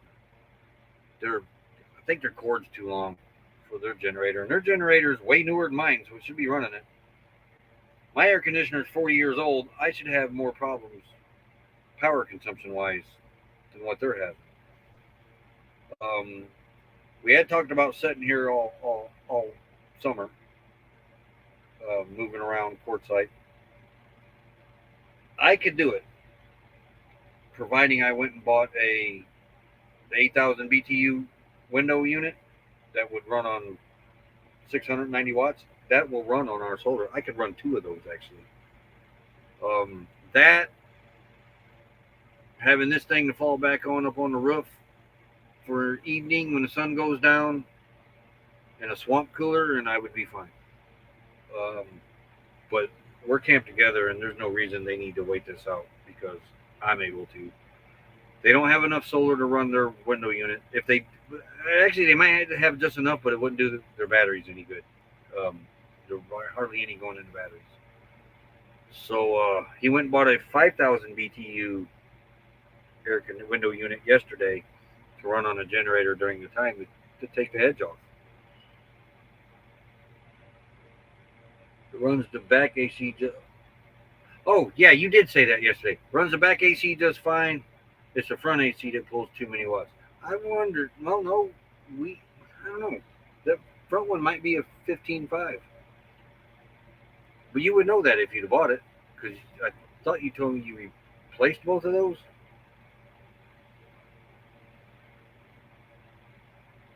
I just think it's the length of the wire to get to the front AC through the rig, through the rig itself, the shore power rig wire. I think it's too long. How many are camped right now in CRV? So just one. There's only maybe 10 rigs in this LTVA.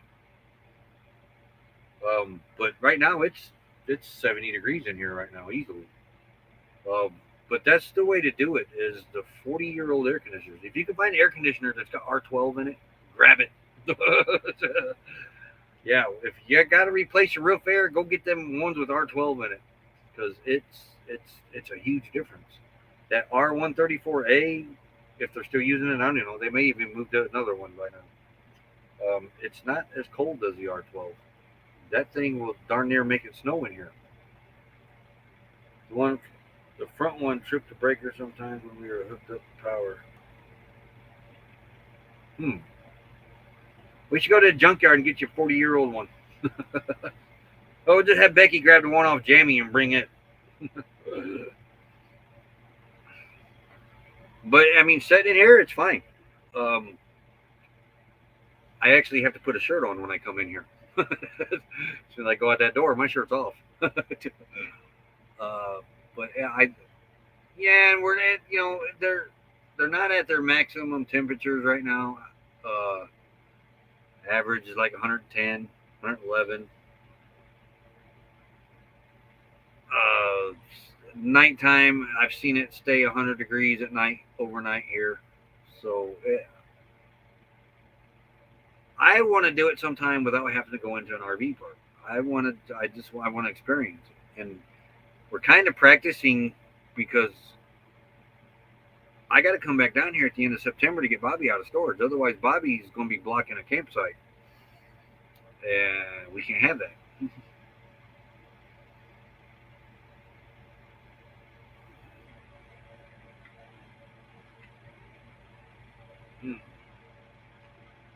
I think she's improved so much, they're just putting this on there to keep an eye on it now. I think. I don't know. They said they pulled her off most of her diabetic meds, and now they pulled her off that metformin, and I think that was for diabetes.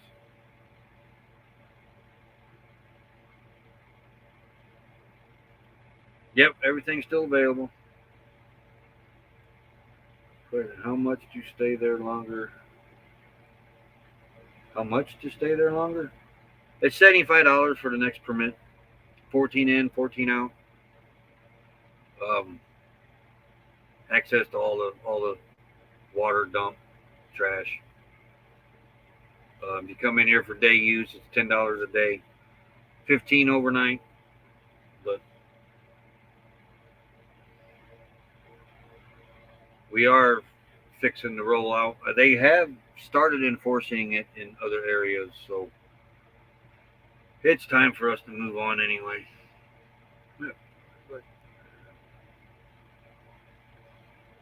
Not as effective, but it's for diabetes, I think. I can't remember.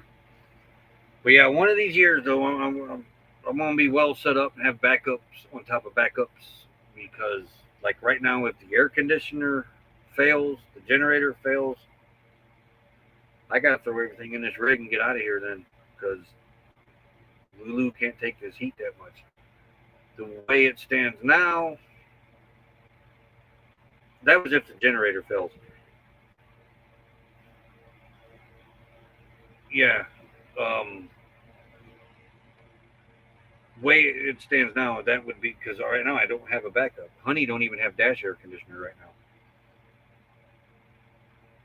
But you can come back every 14 days and stay for 14. But you're not, unless you're doing what we're doing, you're not going to make it to the next 14 days. Though, because if a normal season, because it should have been in the hundreds long before we left out of here. So when you think about it, and you add 180, Okay, 180 and 80 would be 360, right? No, 260. So it's 255 for basically a year, though you got to leave 14 out in the summer. Personally, I think they just need to. If you got that permit, you don't have to leave because there's nobody in here. There's like 12 rigs. That's it on the whole LTVA. I don't know what's in the other ones, but now as you get closer to town, the BLMs seem to have more on them, but it's free there. But there you also got every 14 days you got to move.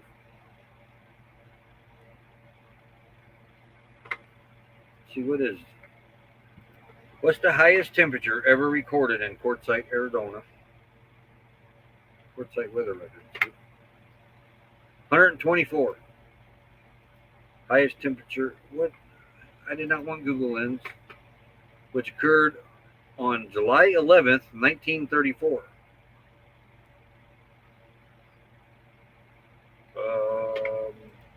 What is the average temperature in the summertime in Quartzsite?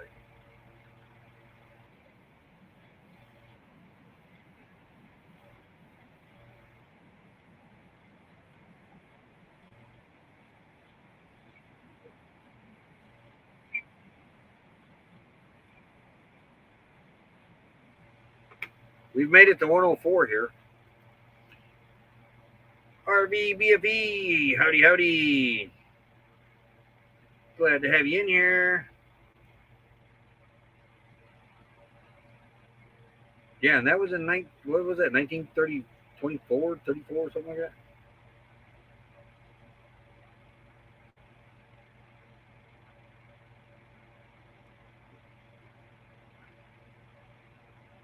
But when I come back down in September, I'd like to have that window unit and a swamp cooler. It probably won't happen with a backup generator. But we'll see. Nothing about me is meant to be 124. But if you had a bigger alternator generator in Class C, you could charge the house batteries through the rig engine. Oh, I could. It charges through there. The thing with that though, it will charge through the alternator, but it all depends on your. Honey has a converter, not well. Honey got a big old fancy inverter now, but Honey, thanks to Melnetti, uh, Honey had a converter it's still in there. All I got to do is plug it back into the wall once I take everything out of here. But most of your RV converters, even some of your inverters, will only take them batteries up to 12.6 and then it stops. Honey's converter does that. 12.6 and we're done. The inverter, 14.4. Whatever I set it at. If I wanted at 18 volt, all I got to do is change the numbers. They're taking batteries up to 18 volt. Don't ever do that. I don't recommend that. Don't ever do that. 14.2, 14.4. Highest. That inverter will take it. Whenever we travel and we get somewhere, it's charging going down the road with the solar. Now, I don't know. We haven't moved with this inverter yet, so I don't know what it's going to be like. But whenever we get to where we're going, after being in the sun all day, I'd get to somewhere and thinking, yeah, full battery charge, we're at 13 volt, 14, whatever. No, 12.6. Like, what the heck is going on here? But I found out that most of the converters and inverters in the RVs will only take them up to 12.6 and then they'll stop. So Honey's very spoiled, very. Honey's about to get a bath tube out here. Separate. No, that's why we want to get in a schoolie. And then now Santan now is selling the mini splits that run on solar for $1,400 some dollars. We want to get one or two of them for the schoolie eventually when we get that far. But who knows when that's going to be. So sometime within the next 50 years.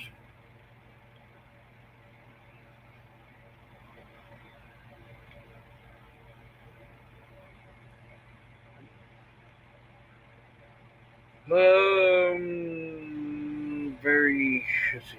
Caught up on the chat. Oh, talking amongst yourselves there. That's good. Oh yeah, we're gonna have both. We're gonna have black tank and composting in there. Composting will mainly be used like when we get up to the Flagstaff area. If we don't like it, then we'll just do away with it. And then like black tank for this area. So you'd have to rewire the alternator to maybe run a charge control. I don't know. It's go. Yeah, I don't. I'm not sure. We're also looking at that too, but up by the Williams area, Lucretia, because like if something happens by the end of in the middle of the summer, or we happen to get a schoolie when we're going back up there, we don't really want to have to be moving around every 2 weeks in the forest working on this schoolie. We'd like to get it somewhere, park it, work on it for the summer, and then come back down here, finish whatever we need to finish in the winter or whatever. We want a piece of property out here too for more or less of a second base camp out west. We just go there. We ain't got to worry about moving around. We can still go see things that we need to see. The Grand Canyon property we're looking at is up by the Grand Canyon. But there's, and then maybe in the middle of the state somewhere, get another piece of property up there, branch off, go see things. Like down in the south, we got my mom. We can go visit her and go see things with her. It's a lot of things running through our mind. We don't really know nobody up north, way up north in the country.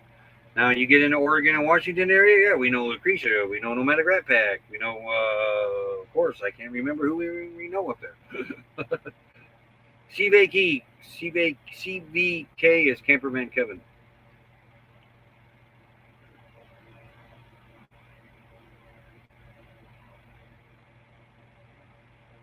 But land is cheap out here.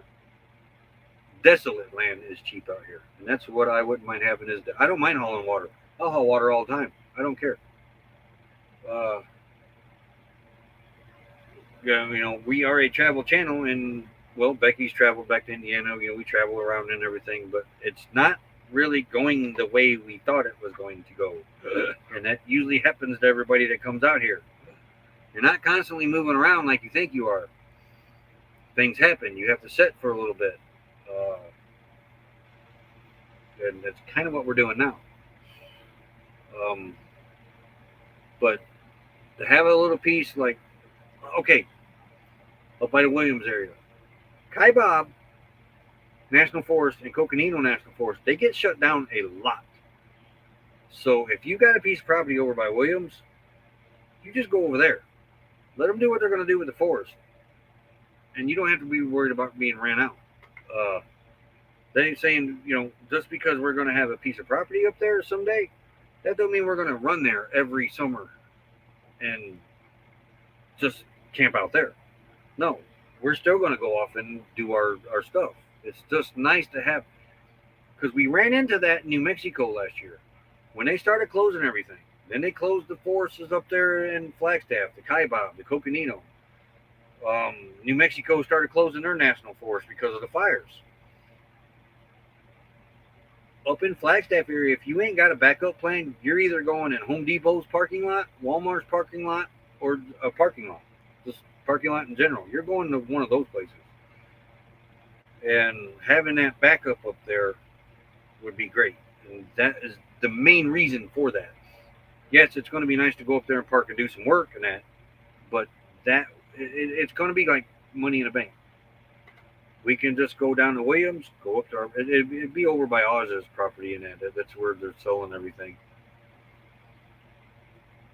But that kind of, water delivered, I'd go haul it myself. Hopefully no fires this year.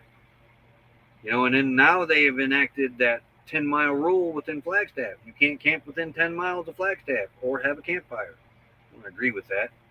Campfire, I agree with. Okay? But don't take our camping away. But they did. I guess that's getting ready to go into court, and injunctions are being filed and all kinds of stuff. Because I agree. Take the campfires away, but don't take the camping away.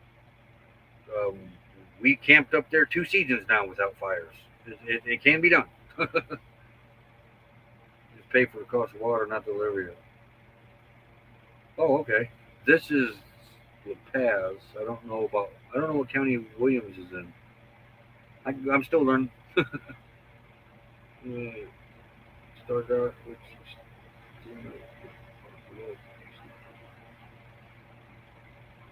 Yeah, it's basically because he's got things getting order in it.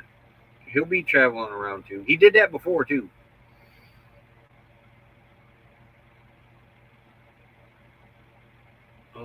Camper to get a different one and go full time. Oh, maybe you got your SUV too to fall back on for storage and stuff and that. But I mean, there's people out here in smaller rigs yet. Priuses, living in Priuses. I thought that would be impossible. Oh my gosh, I can't remember her name. Is it Simply? No. She lives in the tracker. She was here most of the winter with us. Camped around with us. Simply Lisa, I think. La Paz, like the place of Old 30. Yeah, it's La Paz. It's spelled that way, La Paz County. There's a lot of stuff named over there that's named over here, like Plymouth. Well, of course, we have Plymouth Rock that started it all. But yeah, they got Wash out here called Plymouth Wash. It's crazy. My car is always full of camping stuff. Ours was too. But then, when you go full time, we do got a lot of our camping gear with us for fires and that. But a lot of your camping gear kind of goes away, and you just get with the basics. There's already buying water storage tanks and a generator and solar panels on a roof.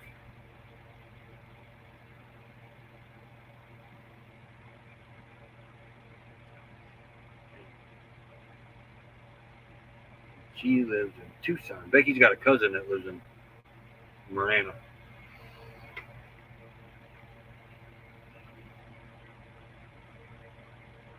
Yeah, if it was my only shelter, that'd be the only way I'd do it too, because I like my room.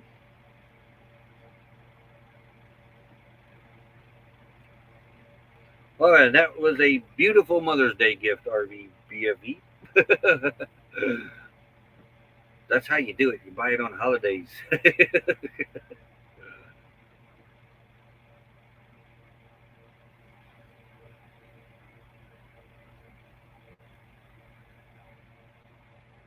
Oh, they're real lenient with that stuff around out here going green, Mom. A lot of the western states are. There is areas in Arizona that know. Well, like up there by Brenda, town north of Baus, I think it is. You can buy property there, but you can only live on it 11 months out of the year, I think it is. It might even be less than that. Yeah, strange restrictions in some areas. Which I don't really care. My property is my property, and I'm going to do with it what I want to do with it.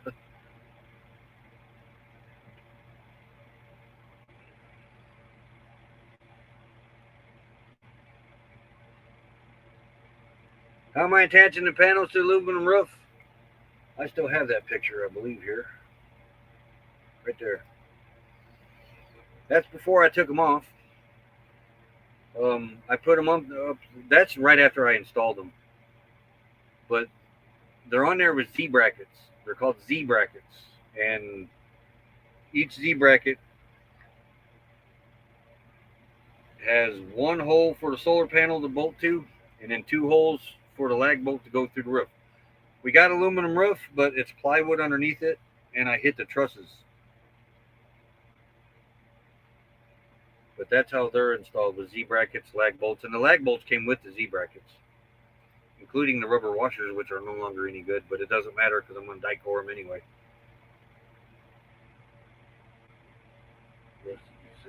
6 months. Yeah, that's ridiculous. Man, that Marana area is beautiful. It's one of my favorite spots in Arizona. Is that Marana area? Just the vegetation there is just it's right on top of you. It's more lush than it is here.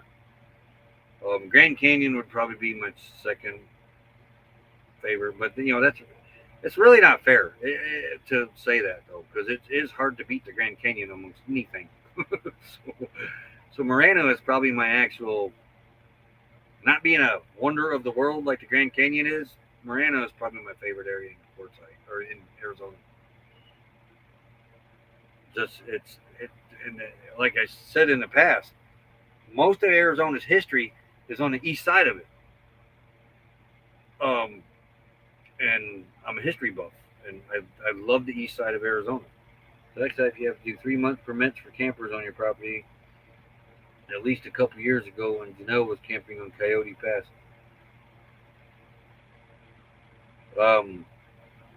Can't. That's another thing I hear going, Green Mom. These towns, they lay claim to all the land around them 10 miles away. When in Indiana, it's like a 2-mile radius. Out here, it's 10.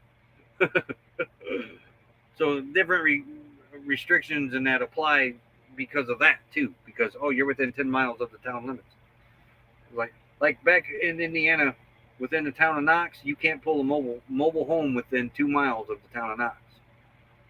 I think that's stupid. But it's dumb. They make boundary lines for a reason. It's like we have a boundary with Canada and us, right? We can't go and claim 10 miles inward, and they can't come in and claim 10 miles on our side. I never got that. 2 miles within the city limits, you can't do this. Hey, I didn't live in the city for that reason. Don't come out here and tell me what I can't do. Yes, that's what I said. That was a heck of a Mother's Day gift.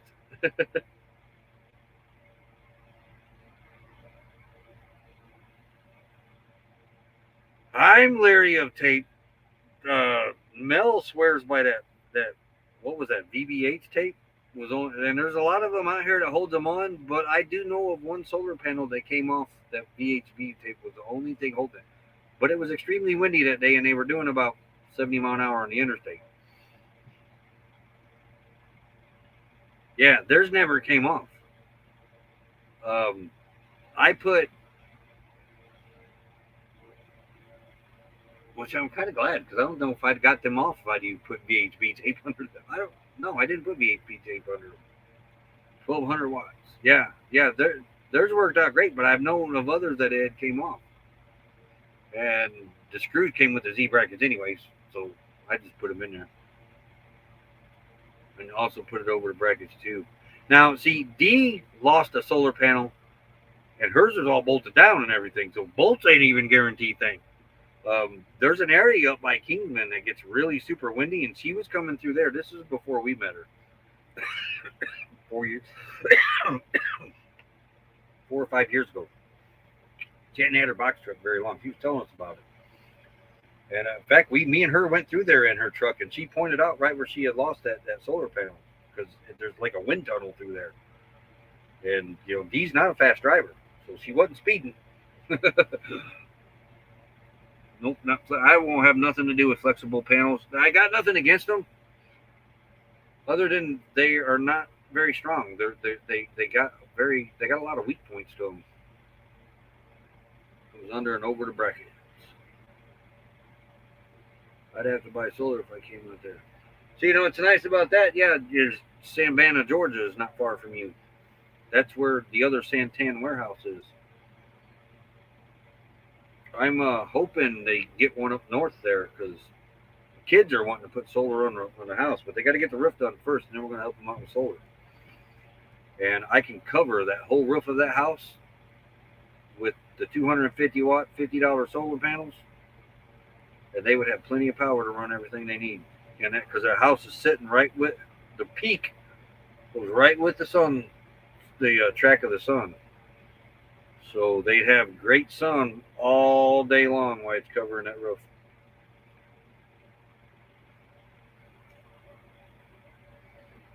Use high bond tape and then put Dicor and then external bond tape over that.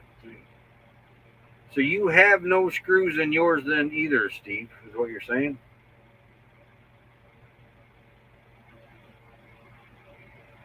Because I almost did just the VHB tape, but them holes are like, you got the screws, it's flat, put them in there.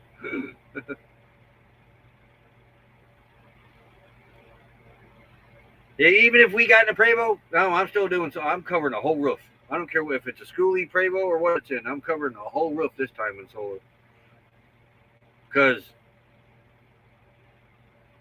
the generator, and I looked at one too that had a 17.5K in generator in it too. It's $10,000. It's down in Yuma.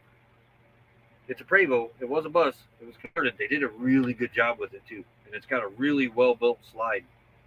But the people have got to head north and they got to get rid of it real fast. Yeah, maybe, but I don't really know if I want to buy somebody else's project either. But like this one right now, running this generator, that's costing me money. I hate that. Yeah, this close to being able to run that thing on solar. If I would have went and got another 1,000 watts worth of solar, I could run that rooftop in the daytime. No, I couldn't. No. The 2,000 watt inverter it kicks on, but it doesn't run right. So it needs more than 2,000 watts. So I'd have to up the inverter a little bit. But I'd like to find another one of these Magnums and link them together and have 4,000 watts. Then I could run that rooftop all day long and not have to worry about it. And still have some going in their batteries. Not a lot, but some. That he.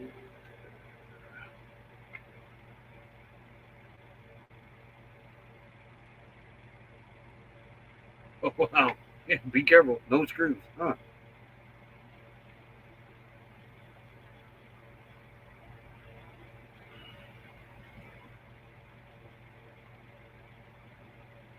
Enjoy your day at the acupuncture there, Steve. You have a wonderful day. You and Oki and Lucas. Sorry, you spoiled dogs. Look at these spoiled dogs. That's Lulu. The air conditioner's blowing right down on her. Moose or Jasper, and then Moose is right there. And with the air conditioner, it hits this blanket, and then it blows right down on here. So, and then I got a fan right there stuck in the cabinet, aiming down at me. And I keep that here at night for Lulu, because Lulu has claimed this area now at nighttime. Fan up there, blowing straight down on the bed. The other fan that I mounted, the 110 fan, it's up there. It's blowing on the bed. And then the other fan I keep in the kitchen window, but when I close it up like this, I'll take it off. I put it on the stove, and it blows that cool air that's cooling the back of the rig. It's pushing it up here. So this is, yeah. If I take this t-shirt off, I'm going to freeze. We bought it there at Q next to the mail service inverter. They had one over in Tucson, the marketplace. These things pop up on the marketplace for like $500. And they had one over in Tucson. If we had went over there, I was seriously thinking about getting. Tim was thinking about getting it, but we never went over there. So that's how I'm going to do. I'm going to look out for another used one, because I got to go back and watch that video where you installed yours, because it looks like a phone cord thing, Ethernet cord or whatever, that you hook together, and that I'm not sure if that's what you do to hook them all together, but I know you can daisy chain them.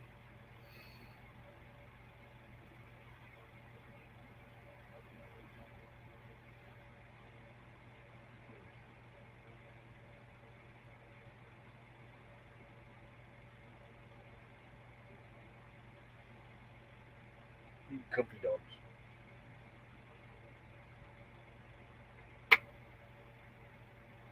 But that fan's running. That fan's running. That fan. They're all four running.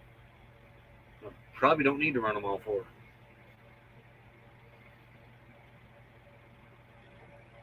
But at nighttime, that 12-volt fan above the bed's running. This 12-volt fan above this couch is running. I turned the 110 fan off because it seems to suck the power down too much at night when both Happy Cools are running. And I keep the other 110 fan. It's on a 12-volt adapter on the wall. It switches down to 12-volt. I'll run that one at night because it doesn't use as much power. That little round fan up there on the roof, that one, where's it at? Where's it at? Right there. Right there. Right there. I think we gave $15, I think, for that at Walmart. I don't recommend it. Get you a good 12-volt old cool. The old cool fans, these things right here. That thing, these 12-volt ones blow out more air than that one does. And that 110 fan should be a little more powerful, but it's not. And that fan there collects the dust in the cage of it. These fans don't do that. So that fan there is probably going to leave before too long. USB rechargeable fans, these do just as good. We have these from our tent camping days, but Greg from Fit for Expedition Fun Seekers, he showed up. I think it was either Marana. It might have even been Snyder Hill. It could have been Flagstaff too when they came up there. But they bought these USB fans, and pretty powerful. So I came back and I checked the voltage through our Jackery. Our old cools was using the same amount of power as the USB fans. So, and we had 3 of these anyway. So I just went and bought the cords for them to run them on 12 volt because this one above me takes 8D batteries. The other 2 take 6. One of them is only 9 volt, but I'm running 12 volt through it, and it's fine. It just makes it spin faster. I don't endorse that, but I'm doing it because I did it by accident. I forgot to switch it down to 9 volt, and it's running on 12 volt just fine. And when I switched it down to 9 volt, the fan slowed down. I said, no, go faster. Spit it back up, 12 volt. That's a Tim Allen thing. More power. Ooh. I don't have a battery in my camper. Never needed one. Oh, no, not if you got rechargeable fans in that, because a lot of our stuff is rechargeable, like our rechargeable blender. I do like the rechargeable stuff. Our rechargeable water pump. Why can't I think of anything that's rechargeable right now? We have other things. I just can't think of them right now. Yes, West Nile has to try to avoid them burger. That's another thing too. Out here, there ain't no mosquitoes. Though that's probably going to change up north with all the water they had.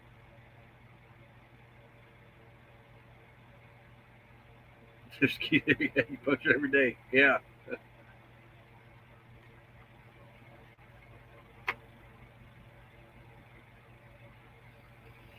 You always camp with hookups.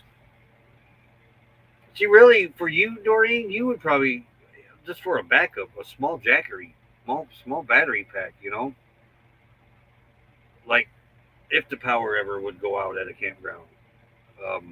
We had ours with us once when that happened, and I was glad we did.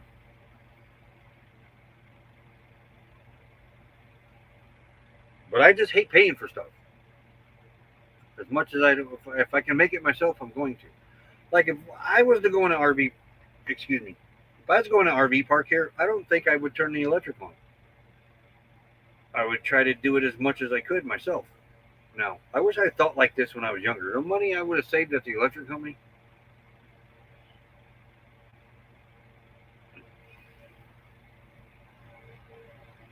But yeah, these fans blow really, really good, really good.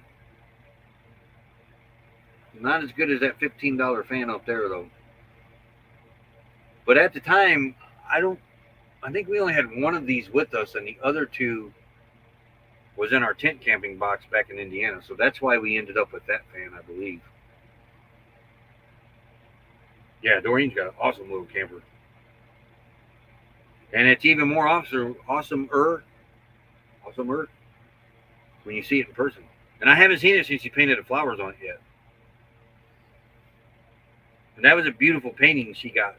Somebody painted her camper, and that was awesome. That was awesome.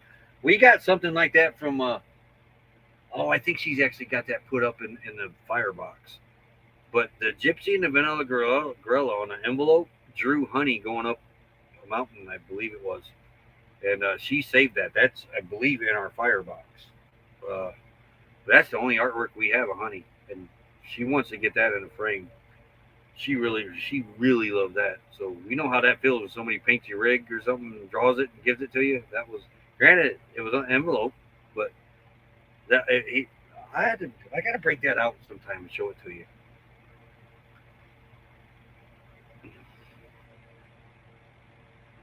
Fiberglass Run 95 trailer registered. Wow.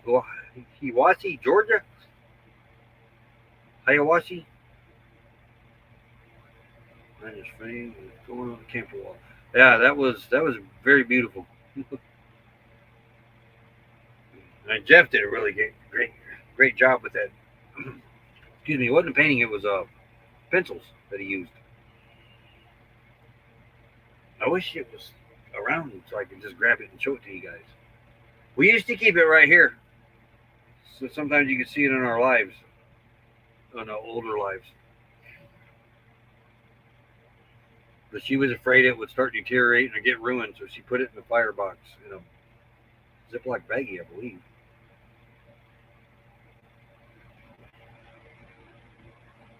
Wow, over 2 hours already. I suppose we could. I don't even know. I'm 15. There's 15 of you still in here after 2 hours. I don't know. I'm having a good time. Got nothing else better to do. Go outside, you'll melt. Let's see what the temperature is outside right now. Let's see. Well, hold on. Let's see. What's the temperature in Quartzsite today, right now? 99 degrees. 0% precipitation. 11% humidity. 99. Let's see if this has changed. What's the high temperature in Quartzsite going to be?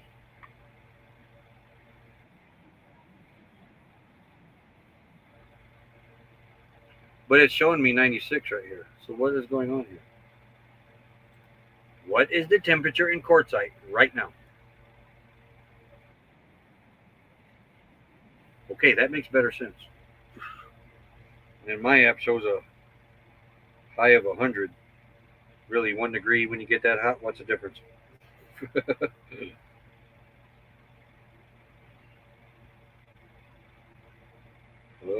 Though I do got to break my other razor knife out, my good razor knife, and get those Pringle cams chopped up. See, my app shows 97. I don't know why I did that because I couldn't see it, but 97 degrees right now on my app.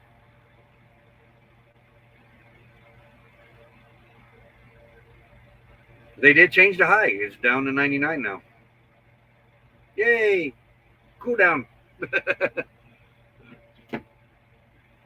Hiawassee. I believe that might be over by my mom. Let's see. Navigate from Danielsville, Georgia to no. It stopped on me. Navigate from Danielsville, Georgia to Ohio, whatever that was. Hold on. Don't. Navigate to. Oh, not Ohio. How you say that again? Come back here. Hiawassee. All right. Navigate from Hiawassee, Georgia to Danielsville, Georgia.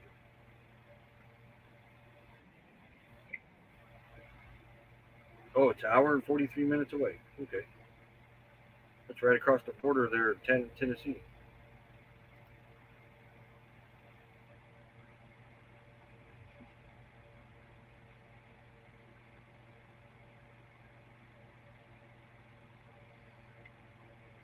Well, we got a lot of lurkers. We always got a lot of lurkers. Why are you still here? Because I got nothing else better to do. It ain't like I got grass to cut. It ain't like I got a garden to water.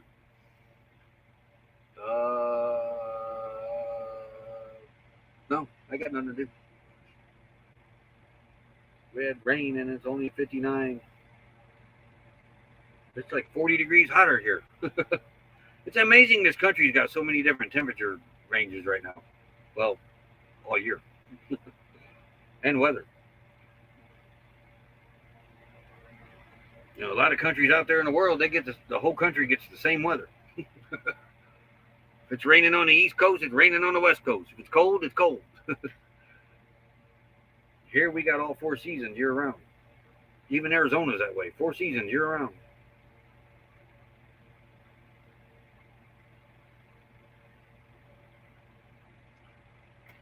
What was that? Without using AC, we could get by with 200-watt solar, but the fridge was on gas. Cooked on gas. Now you do that when it gets hot. You don't cook inside your rig when it's hot. I may break out the induction burners later on for that.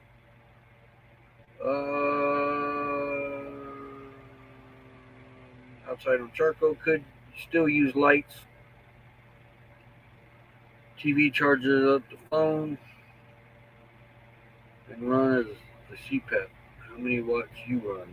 Well, we're running right now at this present time. I have. Hold on, I gotta add that up. There's 1,090. Oh, I gotta add that up. There's 1,090 right now on the ground. 750 on the ground, fixing to go on the roof. And then I got the 280 watts on the ground. So no, it's 1,080. I put the Harbor Freight kit in Bobby.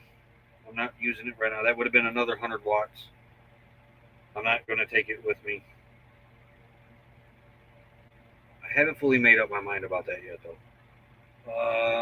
And then the other 250 watt panel is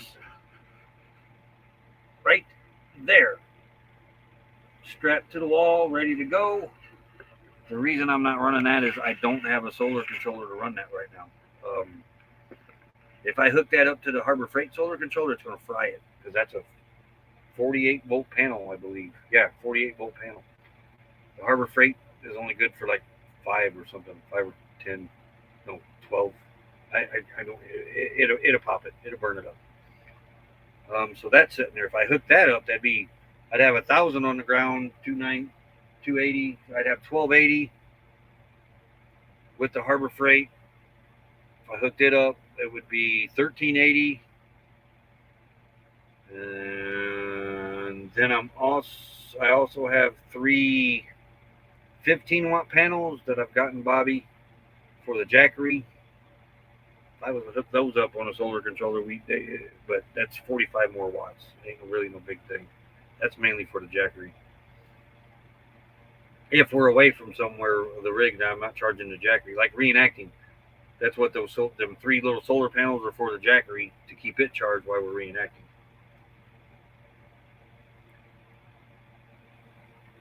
And then too, like I said, if I didn't delete the pictures, right here, this 8,000 BTU, see 8,000 BTU. It's about Walmart. I forget the name brand of it. But here is the specs. You have to tilt your head sideways. But it's 590 watts, 6.7 amps. So with the solar that I have, I could actually run 2 of those.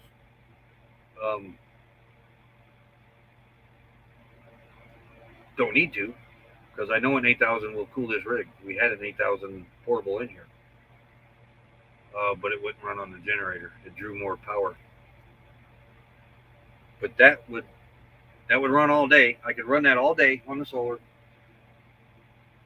keeping my ground solar panels aimed at the sun as much as possible to keep that wattage going in the evening and towards the morning.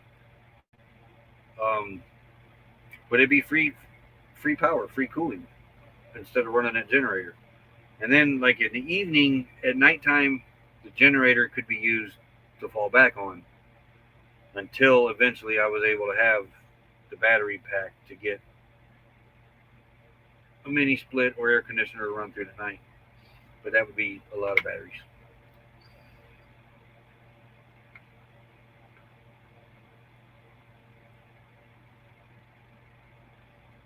No, stay away from them right now. Them roof units, they're 12 volt. They'll run on solar, but they're not. They're they're not efficient. Okay, maybe not efficient is the wrong word. The BTUs aren't very high on them. The one I looked at was 2,000 BTU. That was like way not enough. Um, it's a Medea. Yeah, Medea brand. Uh, the roof units right now got a ways to go before they. Though I have seen one a while back on an ambulance video that was a 12 volt roof AC, and that was the wind. We're rocking in the wind. Oh, it's a dust NATO, I think, going by. Maybe we rocked pretty good on that one. We seen a video. It was an ambulance. They had a 12 volt rooftop AC on it, and they said it worked great. I forget what the specs was on that. So maybe not all of them, but there's a rush of one out now that people are running to, and it's really not all that great. And I don't remember which one it is. But you can't beat the mini splits as far as efficiency goes. Mini split, we don't have a really good spot in here for one, but we will in the schoolie. But like that window unit there, 590 watts, 6.7 amps. Yeah, that'll run all day in here. So it's an air conditioner that'll run on solar. And as far as I know, I don't know what happens when you get into the 10,000 BTUs, because they don't have 10,000 BTU there. They only have a 5,000, a 6,000, and 8,000 when it comes to the Medea units. I haven't seen any 10,000 BTU units there or not. I'm assuming if this 8,000 runs on 590, 5,000 is on like 470 or something. Tim's got it on his box. He could tell you because he went and bought one of them, the 5,000 BTU. The 8,000 should be 700 maybe watts to run, maybe 8 amps. So 10,000 one would work great in here too. The rooftop's a 13.5, but right where I'm sitting at, my mom had given us a portable one. She moved in the house since forever, didn't need it no more. We gave it to our daughter. We used it in here for a little bit. When we plugged up the power, it worked great. Generator, it wouldn't work all that great. So we gave it to the daughter when we found out the rooftop works.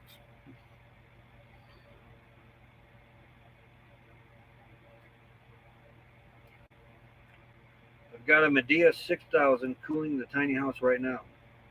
And it's 87 here. Now the Medea 6000, it was a year ago that popped up in my memories too.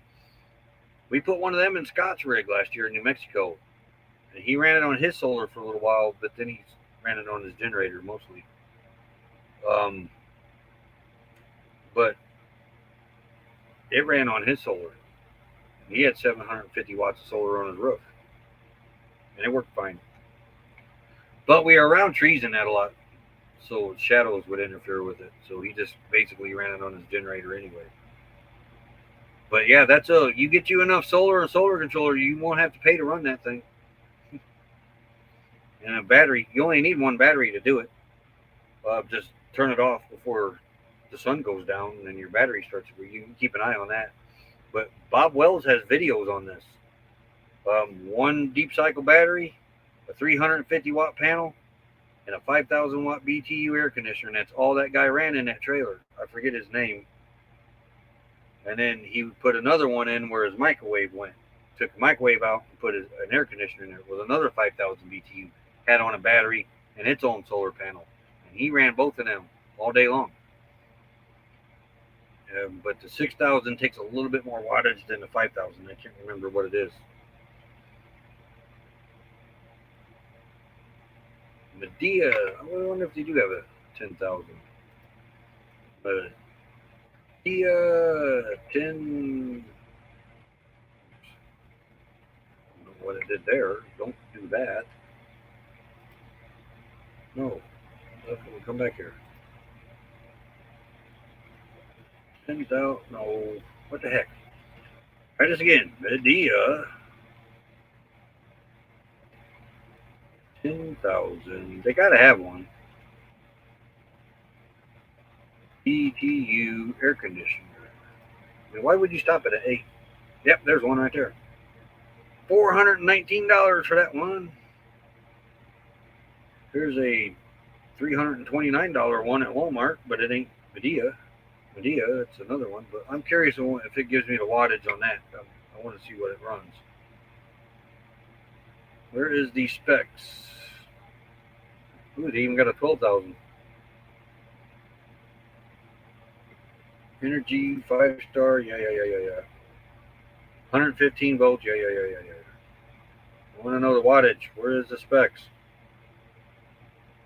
See, because on them window units, the one that Tim bought, the one I'm looking at, they put it right on the box.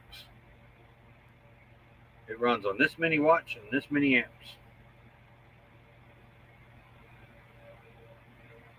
And it doesn't look like I'm going to get that spec off Amazon for it. I was really curious. Oh, this is a different type of one, too. One that you can close the window in between. So, yeah, that one's going to be expensive.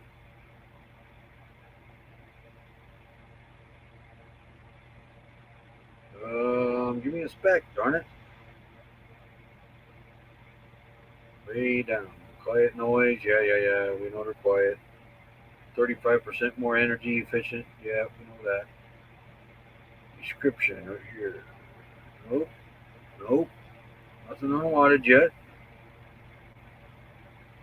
Alright, maybe down here. Here we go.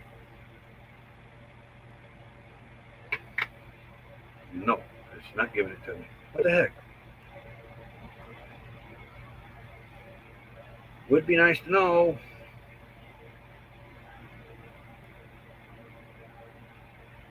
Well, I'm going to have to look into it a little more.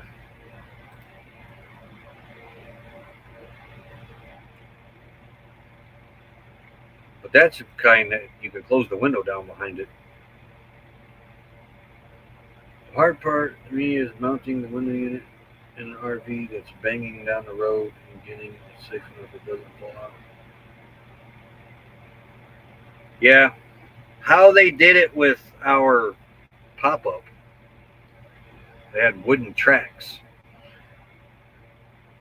I'm trying to think what was there.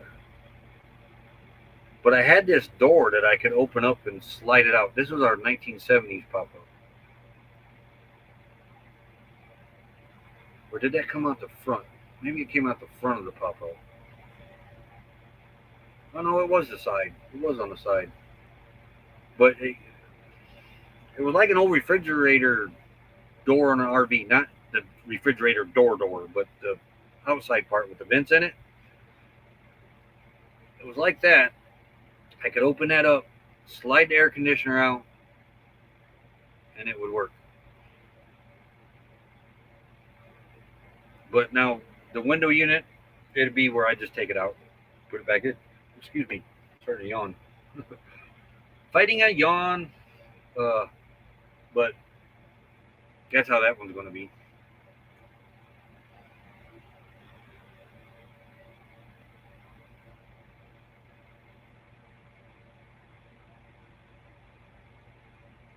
Yeah, we had one like yours too. But being plugged in, yeah, you don't have to worry about the power consumption on that because it wasn't very efficient for ours. Like I said, it wouldn't run on that generator, which was crazy. But the 13.5 one would. That's 40 years old.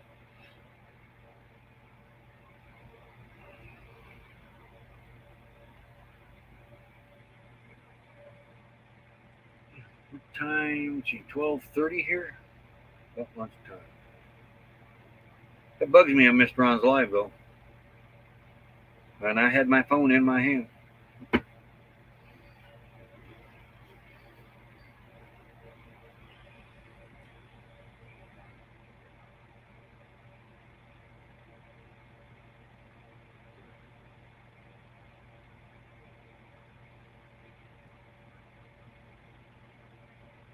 Yeah, we went to pull out one time for the campground. I forgot to slide that air conditioner back in. It wouldn't have caused any damage or nothing, but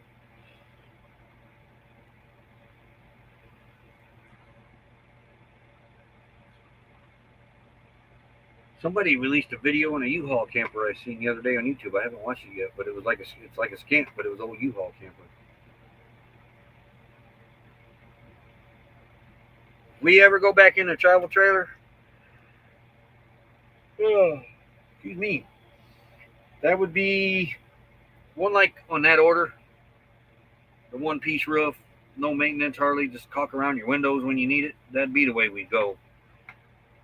Probably the fifth wheel type though, for the little more room, because gosh, we'd be used to having so much room. From this to possibly a schoolie.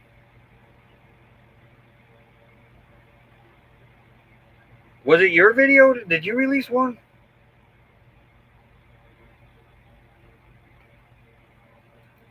I gotta watch it not pop up now that I'm talking about it. But it was, I thought it was in the suggested videos. Might have been somebody we were subscribed to, but I seen a woman standing next to a U-Haul camper trailer.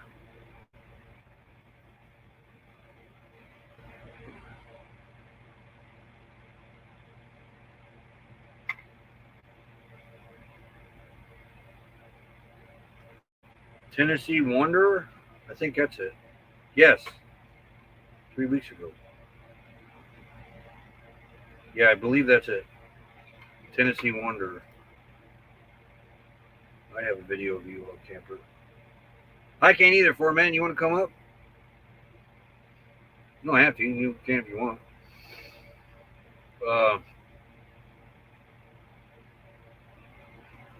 Or anybody. It don't matter. But it's a dark-haired lady that was standing next to it.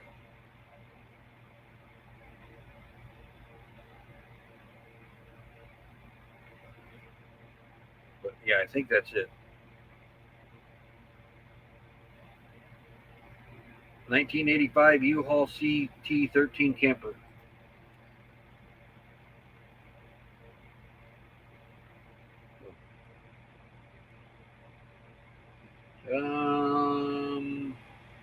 Yeah, of course I can't click on that right now. But I think I remember yours. But yeah, this one came out 3 weeks ago. But that's her right there. Yep. I remember when I scrolled across it, she jumped out and did this with her arms. We're not subscribed to her, but it keeps suggesting that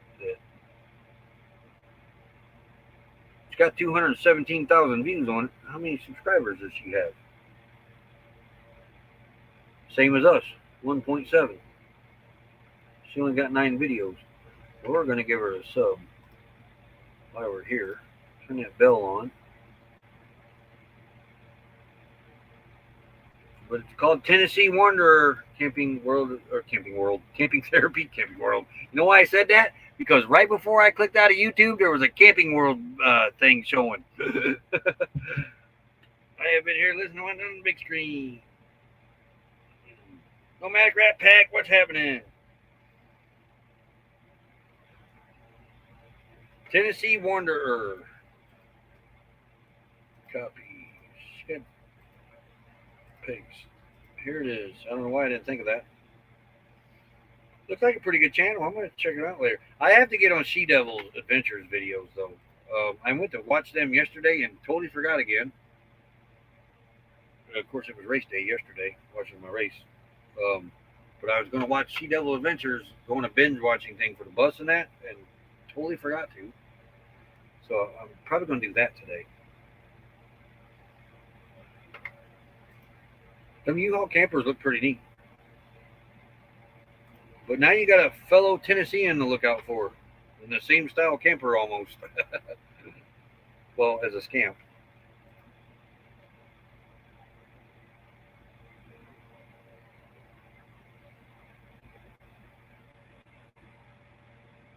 It appears, maybe, she just got back into YouTube, it's looking like. Hold on a minute here. 4 years ago, 2 weeks ago, 3 weeks ago, 4 years ago, 6 days ago, 4 years ago. Yeah, it looked like she took a little break from YouTube and she's just gotten back into it.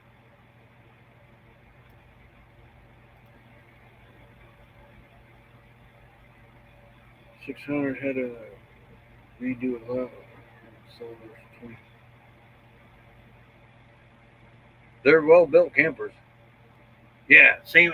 That's the other one I couldn't remember. Burrow, because we ran into one of them at Snyder Hill last year at this time. About this time, actually not. It's coming up. Yeah, because according to memories, we're still on the Rio Grande River in Truth or Consequences, New Mexico.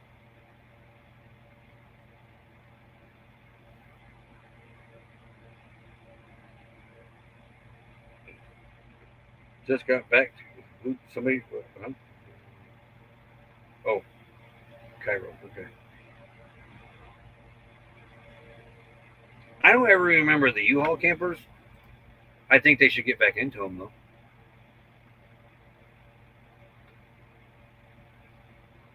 Renting a camper just for a road trip. That'd be so great. We see a lot of the van rentals around here though. A lot of van rentals. You know, I forget the name of the companies. See, so apparently their branding and advertising on the side of their vans ain't working because I can't remember the companies. Especially around Flagstaff area, we'll see a lot of rental camper vans, 4-wheel drive camper vans with racks and solar, and they got the rental company on the side. Rent this van for such and such.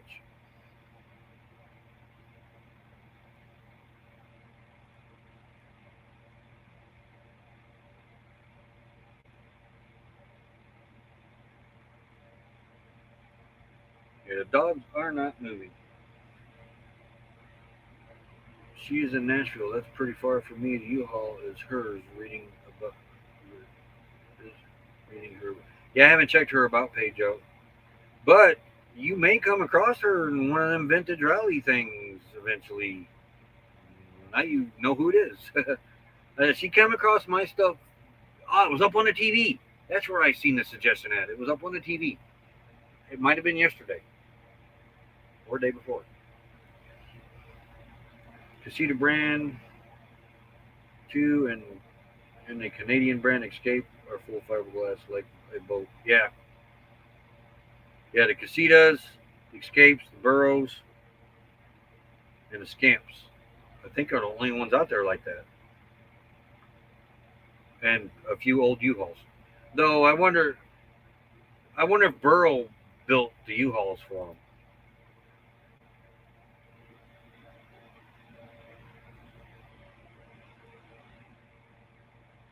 She almost looks like Van Vita Travels. Almost.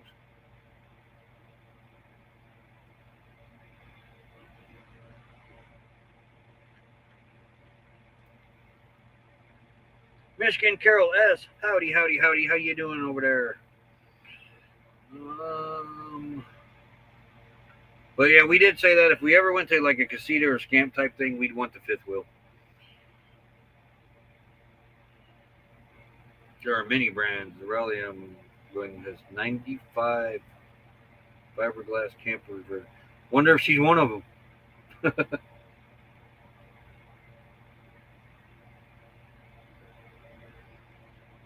But I highly doubt we end up in one. Especially if we get in a schoolie. We're gonna. I mean, it'd be great for a small camping pod. Sunny and 71 today. It is. Let's see if it's went up a degree. It was going to be 100 here, but they changed it to 99. We're in a cool down. It's 97 here right now. But let's see what's coming out of that. Where's mine? I got to have the laser. Give me the dot. There it is. It's 60-degree air blowing out of that air conditioner right now. 60. It's almost a 40-degree difference. So it's, the roof says it's 81, but what's your temperature, Lulu? Lulu says she's 85 degrees. Jasper's 83. 78. It's about 70. It is 70 something in here. I don't have an indoor thermometer, so I got to kind of point this thing at. See, it's got a red laser. Got a red laser light on it somewhere. Where's it at? Got a red laser light. So I point this around in different areas, kind of get an average of what the temperature is in here. I do have an indoor temperature app on the phone. Them things don't work. They go by. Your phone heats up. It heats up. So don't waste your time with one of those. 72. Yeah, it's 70 something in here. Lulu's getting to where she can't roll over. She gets comfy and gets her all situated, and she gets on her back and that, and then she gets down between the pillows and she makes her little bed, and then she gets where she can't get herself out of it. I mean, as far as rolling over, she's fine, but she gets herself stuck. You have an air-conditioned man cave. Well, it is right now. No, Lulu's here, so it ain't a man cave. She's smiling. Look at this dog. You were smiling. Do it again. Girl.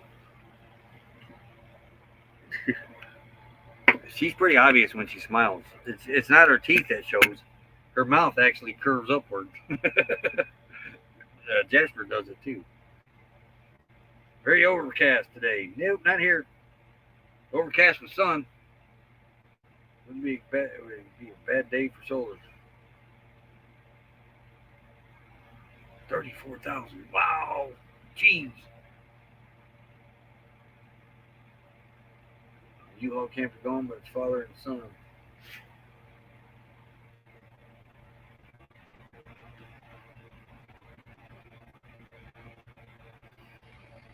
Yep, we're being flooded in sunlight today, which is great. Oh, I forgot to turn the inverter off. Hold on. 14.3. Inverter's off now. There's no sense in running the inverter when the generator's on.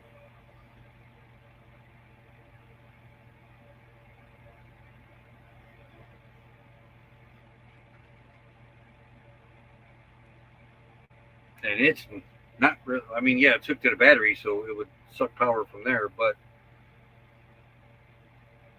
the solar's putting it back in before the generator can, or the inverter can take it off. Right now, the only thing charging Honey right now is the solar panels. The Honey's old converter is not plugged in. I could plug it in, but I get more power off the solar panels charging than I do in that converter, so I don't even plug it in. The inverter's not plugged into the Honey's shore power cord because Honey's shore power cord's plugged into the generator to run the AC. So the only thing keeping Honey's batteries charged is the solar panels.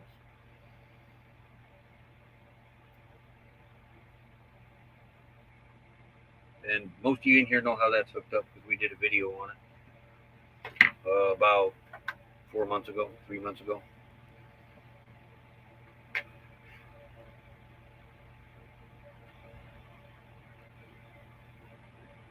I mean, it's getting to the point I can get up and turn that thermostat down. Something has changed with Honey, though. Well, it is a different generator. That is right. It is a different generator, so that could be the difference. Before, and it would have been on the other generator. This generator is not even a year old yet because I had to exchange it with the warranty. This generator is letting me run I can put the thermostat halfway and it'll kick on and off like it's supposed to. Before, now depending on how fast the cycle is too. So if you've got your thermostat set to where it kicks on, and then it kicks off, and then it'll kick right back on, you're not giving your generator time to rebuild that power in the capacitors that are in these things. And it would bog down or shut the generator off. So I would run it on the thermostat wide open, and if we got too cold, I'd get up and I'd turn it down manually all the way. And then I would let it run, and it's putting, that's where the soft start thing comes into effect. That one don't have one, as far as I know. And then when it gets warmer, after letting it run for a little bit, I could get up and I'd turn that thermostat back to full blast and it would kick on. What's going on now, though, the inverter and that's all unplugged from it, off. I can turn the TV on. And if the compressor kicks off on the generator and kicks back on, not right away, but sometimes when the compressor kicks on, it sucks so much power coming from out of this rig that it shuts the TV off, or the Starlink, it'll shut it down. So now I run my Starlink through the Jackery plugged into 110, so if the compressor does kick on, it does not kill the Starlink, because sometimes it'll take 10 minutes for the Starlink to reboot back up. 5 minutes. 10 minutes is a little bit of exaggeration, but 5 minutes is not.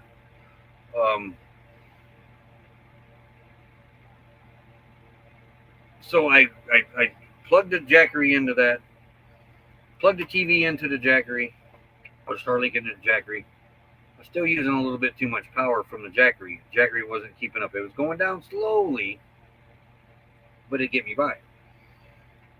Well, then here lately, I've been plugging the TV back into the wall, because the other day it didn't do that. It didn't turn my TV off when the compressor kicked on.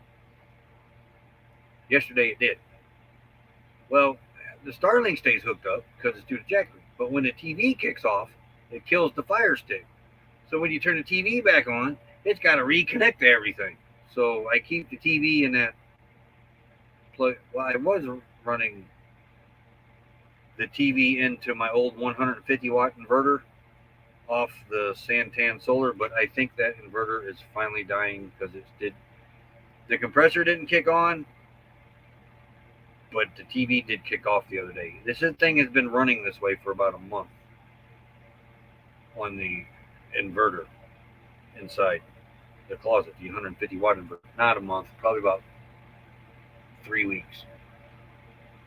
Yesterday it kicked off on me twice, and I felt that inverter, and that inverter was a little on the warm side, warmer than it normally is, and that's telling me that inverter in that closet that I'm running that TV on is probably 25 years old.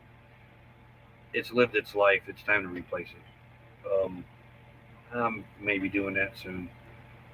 I gave G my 750 watt one because I didn't need it no more. And then again, too, if that inverter would have quit, I would not have plugged that into the 751, because the 751 had a fan. It was too loud for me, and it just sucked way too much power for just to run a TV. Will the Jackery run a tiny dorm fridge? Yes, it will. There is a lady that, and also depending on the fridge, not all them refrigerators are that efficient. You really need to research your dorm size refrigerators. Scott had one that sucked the power down. One we gave him was pretty efficient, but he was running other things too, so it was really hard time to keep everything up. Dee had one that was really efficient. The one that she replaced it with was not as efficient as the one that she had. There's quite a few out here that have dorm refrigerators running on the Jackeries. Yeah, we have another one back in Indiana too. No, I don't know. We might have gave that one away. It wasn't very energy efficient either. In fact, the one in the kitchen, the normal size refrigerator, I think had better ratings than that dorm refrigerator did. You've seen the power cords with built-in AC soft starts? Expensive. No. That would be, Though I think the ones that these window units that Tim's got, CRView, I'm going to get, Scott got. I think they come with soft starts in them. Mine is a little square one. I have the 240 Jackery, and you got the little square dorm refrigerator. I think I remember yours. That should run on the Jackery. Should, because I don't I don't remember if yours has a freezer in it. That's where it gets you, is them freezers.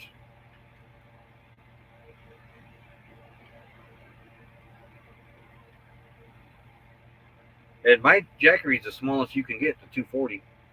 Other than I think they have a little portable battery pack I think you can get from them. But as far as the Jackery goes, that everybody knows those Jackery, 240 I think is the smallest you can get, which is what ours is. And ours is going on 5 years old. 5 years old now. And still running great. Every now and then it'll zero out on me. When it gets down pretty low, it'll zero out. But I think I figured out why though. Starlink, every now and then, even the Epicools would do it. Will go above like 200 watts peak, not peak, but a purge or something. I seen it happen. I just happened to be standing there when it happened on the Starlink. I seen the same thing on the Epicools.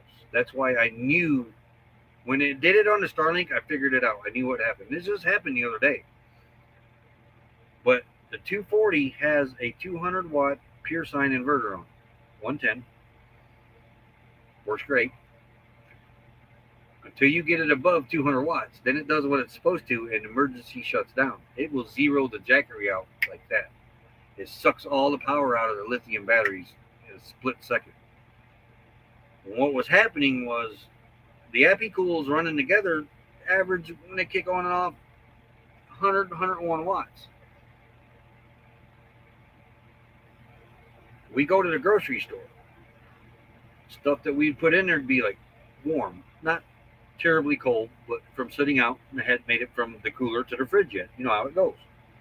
Warm water we put in there, or warm drinks to put in there and warm up, causing the wattage to go up on the Epicools. Freezer would kick on the one, Epicools kick on. I think I think at this time too we were running one as a freezer and a fridge, and the other one as a freezer because we had so much stuff that needed froze at that time. It kicked me above 200 watts, and when it did, I happened to be standing there and seen it happen. It went like 200. I don't remember the exact number. 200 some watts. I was at 72% on the Jackery as far as being charged. It went from 72% to zero. Boom, killed everything. Happened a few times on the Epicools, where I really got to thinking, okay, this is what's happening. Somehow we're drawing more than 200 watts, and it's going into a safety thing, sucked all its power out, and boom, it was done. The other day I was standing in front of the Jackery, because it's right there. I think I was making peanut butter jelly sandwich. We use the old fridge as a storage right now. Reached in there, got the bread, happened to look up at the Jackery, and it was at 92% charge. The TV was on, not hooked to the Jackery, but the TV was on, but the Fire Stick is drawing off the Wi-Fi. Wi-Fi's making Starlink require more wattage. Laptop was on. I was uploading a video, requiring more wattage for the Starlink to use. Because the more things you have open on your laptop, the more wattage the Starlink uses for your Wi-Fi. My phone was on the Wi-Fi. My Google phone was on the Wi-Fi. I seen 260 watts go through that, and it was like a peak. And when it hit that, it zeroed my Jackery out and killed Starlink, killed the the TV because it was plugged into the other inverter. But it killed Starlink. The reason I keep getting, because I have ran them together on the Jackery, so that's why I keep referring that they were together. But do you have a way to run the generator at rest areas? Do you have a way to run a truck stop overnights? I can run it going down the road. You have to get out and put it away. Apparently, you haven't watched any of our videos, RV BFE. I'm very disappointed. Now, when we first took off, I got a pretty good video of us using it, but we got what we call a car pod on the back. As a matter of fact, go look at the last video I think I put out where it says, if you want a good look at this thing, it's not your typical luggage rack on the back. This thing is a cage, and I wanted that to protect the generator. There was a YouTuber that, I think it was a YouTuber or somebody a YouTuber knew. They were going down the road and they had two Predator 2000 generators strapped to the back bumper on their RV. They were in a traffic jam, and I think it was right here in Phoenix. They were in a traffic jam, and some idiot jumped the fence on foot, pulled out a knife, cut the strap, and ran off with one of their generators. That is why we ended up with a car pod.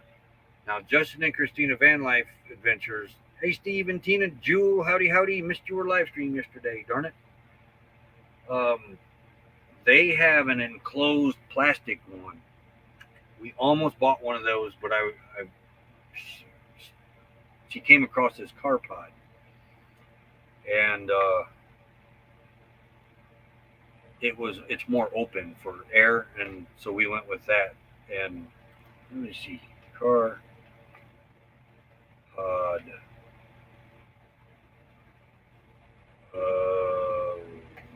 That's what it's called. So, oh, there it is. Let me pop this thing up.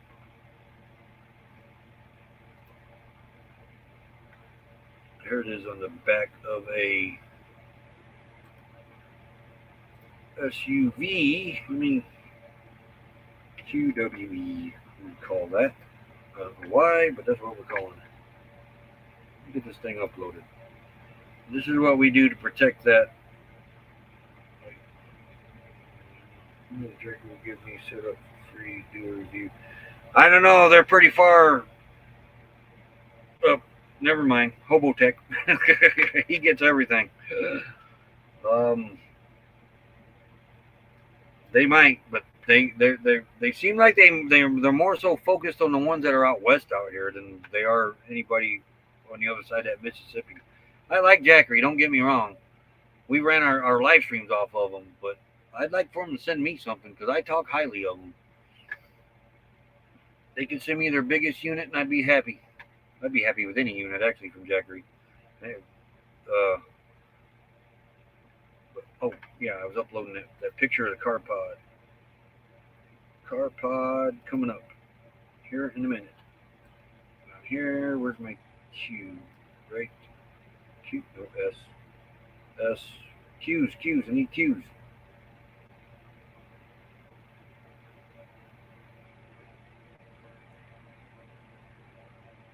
Okay, where did I put it? Right there.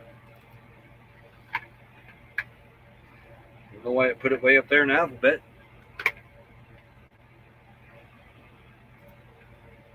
But this is the car pod. That thing right there. You can put 3 padlocks on it. One in the middle. One on each corner. In the front, not on the other sides. And it's got flaps that it locks in underneath. And it also comes with a cover. I think we left that in jamming. That you can put stuff in and put the cover on it. The cover goes inside of it. But we used it one time. It was a pain, so we quit using it. But that's what we use. Didn't they give someone in Canada too? Oh, I think Chrome got one too. They come out here to one of the events and was handing them out to a bunch of the nomads one year. I'd like to get one of another brand other than Jackery and give it a try. I do not want an EcoFlow though. I don't care for EcoFlows. I've seen 2 of them die now. But yeah, that's what we use. And up there at the top on the right, I cut a hole in it so I can reach my arm in there and start the generator up whenever I need to. That way I don't have to take the top off. But that has been one handy thing. Now, it was a little bit salty, but well worth it. Oh, who's just snoring?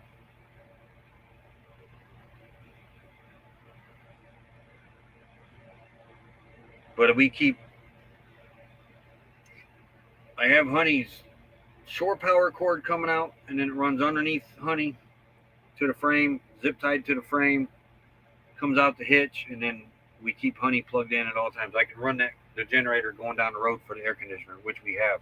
But the minute Honey you hit a bump and it bounces and the oil hits the sensor, it shuts off. So it's it works halfway decent.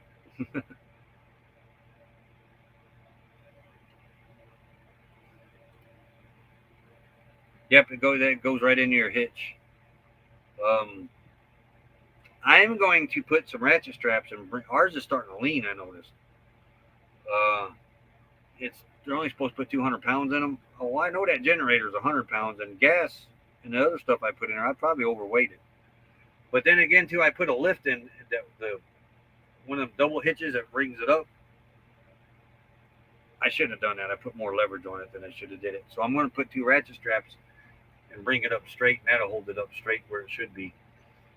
But I have the RV chocks and underneath the generator holding the generator's level, because underneath 2 wheels I've got the chocks, and then I got the generator strapped to the car pod. So that when I first started doing this, I didn't strap that generator down, and it would move around in that car pod a little bit. But now it's strapped in there. I put the 2 gas cans next to it, and the chocks and the leveling ramps. But yeah, if they're going to steal the generator, it's going to be a hard time for them. Ours rocks side to side. You can get the piece to stop that.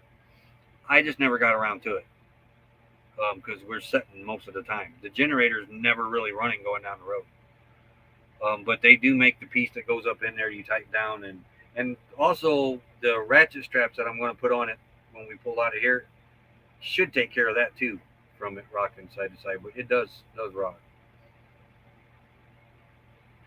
But they do make the I forget what they're called. Reese makes one.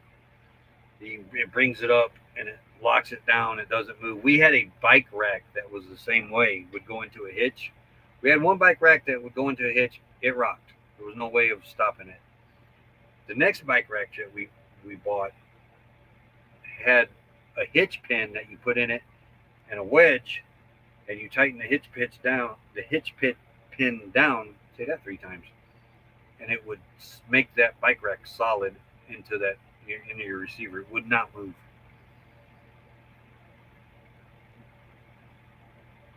And I think we still have that bike rack back in Indiana. I was going to take that piece off of it and put on this, and I have forgotten to do that. But Reese makes it's just a flat clamp, flat piece of metal, and it's got a square that goes around, and it draws it up, and it makes it tighter.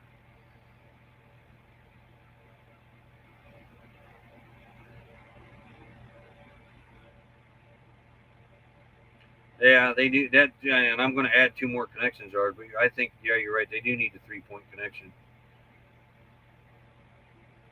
But Justin Christina's got a real nice one, but theirs is a hard plastic, all enclosed. He cut a hole for the exhaust for the generator.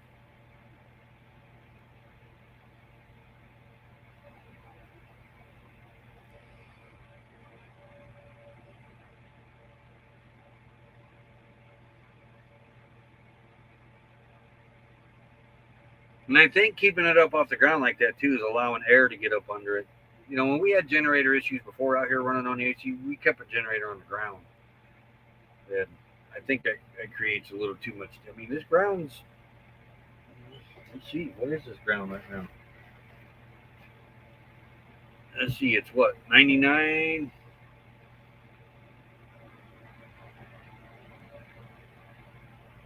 Out here on days like this, though, if you had a plastic one like that, I would still take it out because of the heat. And they're black. that container's black. So it's probably pumping all kinds of heat in the because these Predators are only supposed to be good for up to 104 degrees. I'm going to see what the ground is.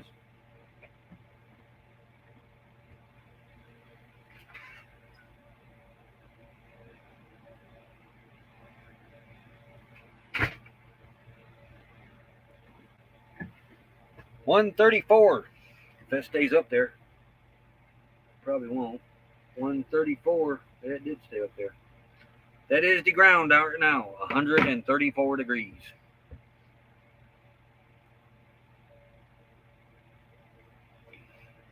And I think, if you got the generator sitting on 134 degree ground, they don't run very well in the heat. These Predators don't. They've got stickers on them that say don't go past 104. It gets 100 degrees in my camper when it's hot at the stores. I could go. You know what? Bobby's a black car. I'll be right back. Let's see how high Bobby is. I think I can hit it from here.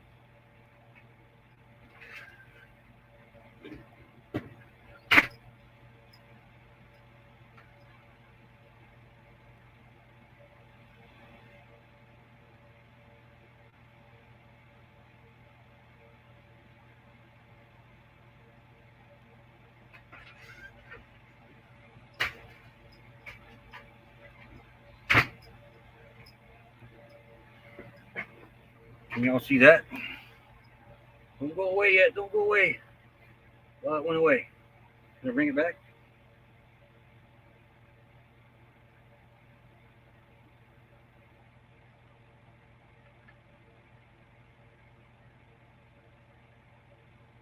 How do you do that?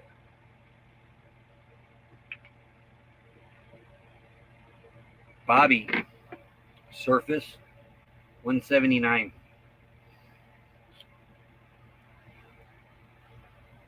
179 degrees on the outside of Bobby.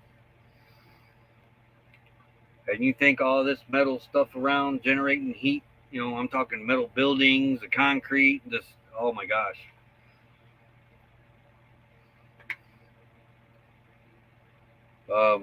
I didn't do the inside of Bobby, but the outside's 179 degrees. If I could get the memory to pop up, it doesn't do that. I think my battery's going dead in this too. No, it's not.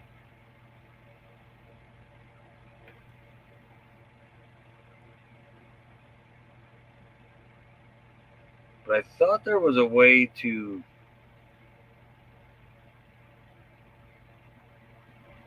show the highs and lows, but apparently I can't figure it out. It's almost 200. Yeah. I think we need to get our generator a little more off the ground. I'm thinking so, CRView. When I got down on the ground, when I measured the ground from up here, it was 130 something. When I got down on the ground next to Bobby's ground is 140 degrees.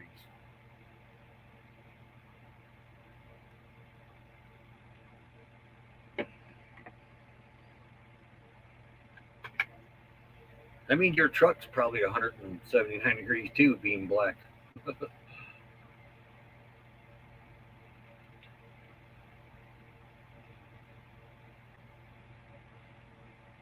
And the wind's coming from that way today, so that's kind of helping keep the generator a little cooler. But yeah, just be careful leaning up against your vehicle if you go out there. And the other day I was organizing Bobby, getting ready for storage, and I pulling stuff out. Man, I don't know how many times I almost burnt my hands just grabbing stuff that was inside the car. Which, let me go check that. I'll be right back. I'm curious. If Bobby's 179 outside, what's the inside temperature? Is the dashboard melting on the floorboard now? I don't know. I haven't looked inside, but I'm about to. Be right back. Wait a minute. We haven't played the thank you ad in a while, so I'm going to let that play. Why I'm going to do that.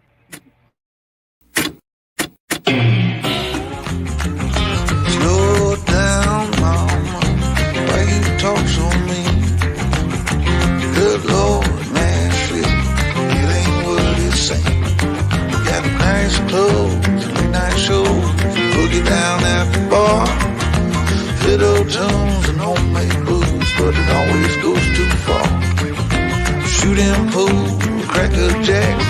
take off now and don't look back, but hey, don't you wanna play?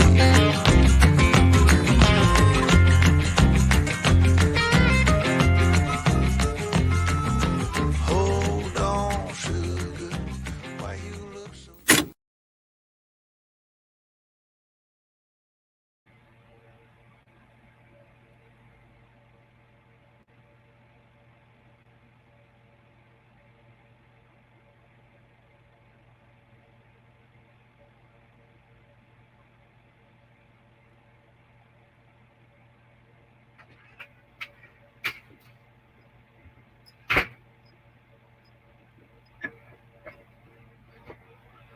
$145 in Bobby, but I just rechecked the ground when I came in, and it's 148 now, and why ain't this working? And it's blank now.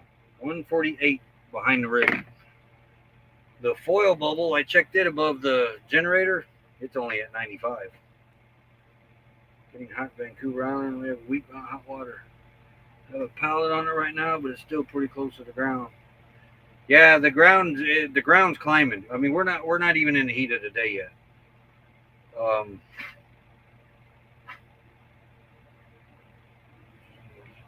Actually, do a lot of heat metal crates.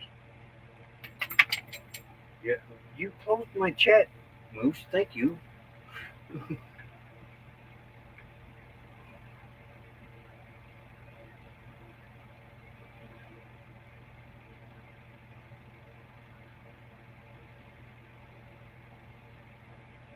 No, you did that. I didn't do that. You're the one that recharged it. Tell me fat generates heat. It's rocket stoves, best solar heavy for a couple of years.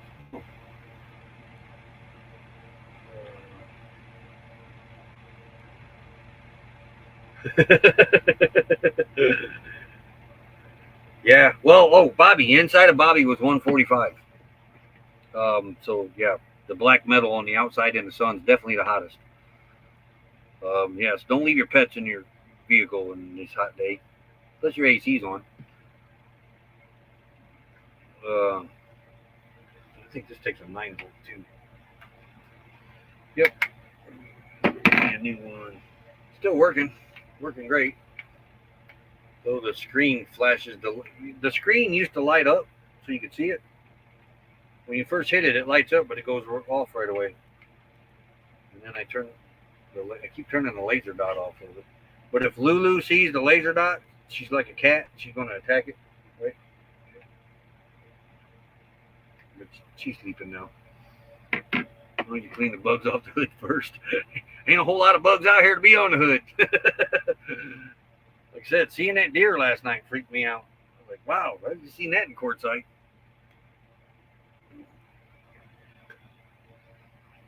Wood heats up decently too. You could put a windshield do under the reflectors. Yeah. No, not yet. I gotta cut a hole in the one yet, and then put the window on it, and then they're ready to go. I'll probably do that tomorrow, so because I'm not sure how long they're going to cook, and I don't have a thermometer for them, but you can tell when a hot dog's cooked.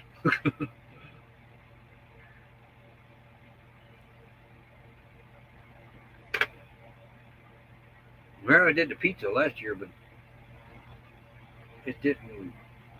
That one really didn't turn out all that well. I had a lot to learn with that one. Get temperature low and slow barbecue. Yeah, turn Bobby into a smoker.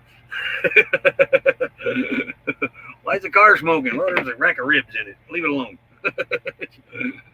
Do a video of cooking an egg on the car. I do. Bobby's paint job really ain't all that spectacular.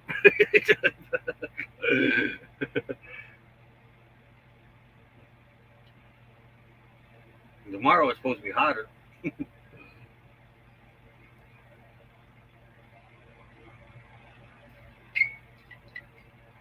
Yeah, 3 hours and 10 minutes. I can't believe I've been on here this long. I am going to have to go here for too long. I'm getting hungry. I'm going to have some lunch. Oh, probably another peanut butter and jelly sandwich. I may have soup tonight, hot dogs, maybe a pancake. I don't know. I might even run up to Coyote. I forgot to tell Mom that too. But I go up Coyote Market and get me a dinner. Meatloaf, chicken, whatever. No shade. Well, there's the bushes, the short tree, but no shade that you can actually park under.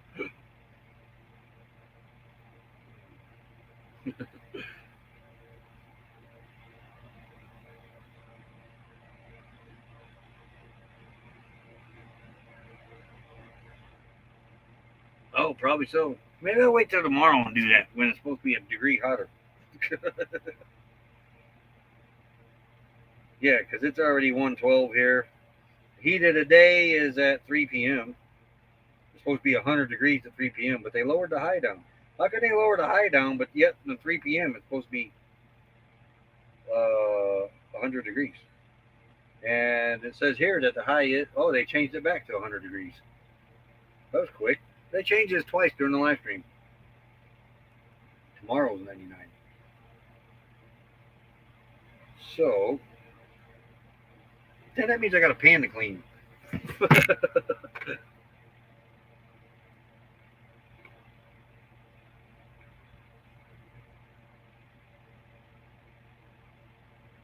I do have that thermometer.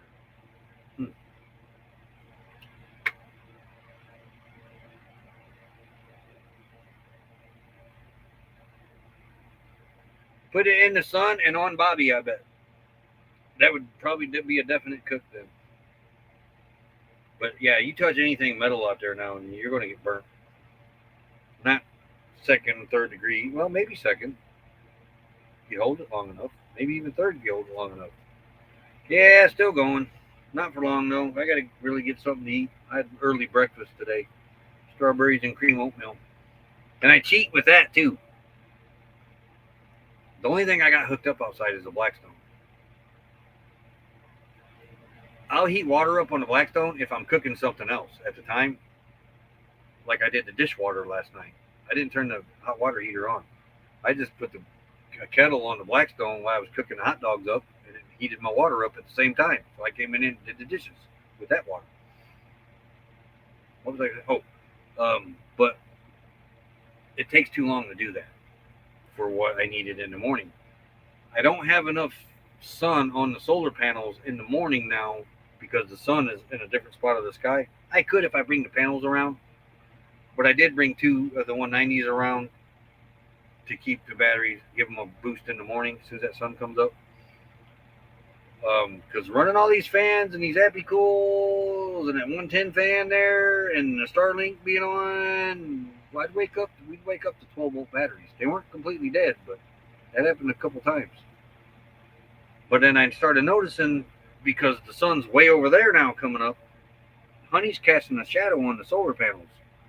Now, I don't get sun on them solar panels till about 9, 10 o'clock. So I brought two of them over. Now they're on the other side. I didn't remove them because they're getting ready to go up on the roof. So I take my kettle and I put about that much water in it. Put it on the stove in here and I heat it up. It don't take that long to heat up that much water and propane. You fill that kettle all the way up, it's going to take you a little while. I only need a little bit for oatmeal and a little hot water to wash my oatmeal bowl with when I'm done with it. So within about 5 minutes, I got my boiling water. I poured in my oatmeal, put my lid on there, let that cook for a little bit, 3, 4, 5 minutes. Then I eat my oatmeal. I still got a little bit of water, hot water left in that kettle yet.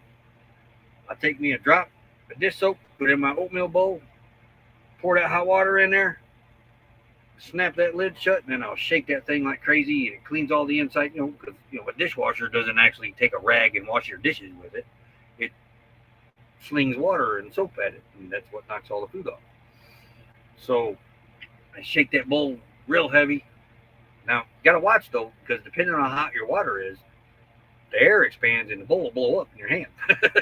I've done that many times. But shake it clean, dump the water down the drain, rinse it off, put it in the rack, and I'm good to go. And all my little bit of hot water is all used up and everything else. Then you need help figuring out where to hang this AC. And,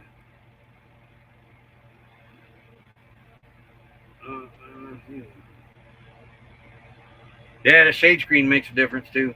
I'm it's one of the holdups. One of the last things I'll take down. I'm gonna try to roll it up, but I'm not sure if I'm gonna trust it for that long of a road trip right now. I may just still strap it up to the mat because when we get up there, we don't really need it on that side of the rig. We need it on this side of the rig where the awning is at. That's where I used it at most of the time up there. We didn't get around to buying another one. Your option would be in that window next to that bed. It should fit in that window. That's a pretty good sized window. But you have to take your screen out. And I don't have any wood or plywood big enough to cover the rest of the hole up with.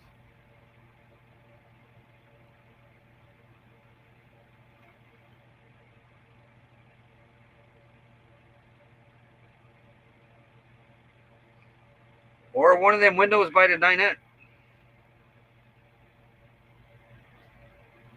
That may be better anyway. Because if you put it up in the driver's windows, it's going to sit there and blow on you, and you're going to freeze to death while everybody else isn't. I'll come down there, and you'll be in a parka. Gracie be at the dinette, still wearing a hoodie. Or not wearing a hoodie, but wanting AC. I don't know what I got lost in words in that.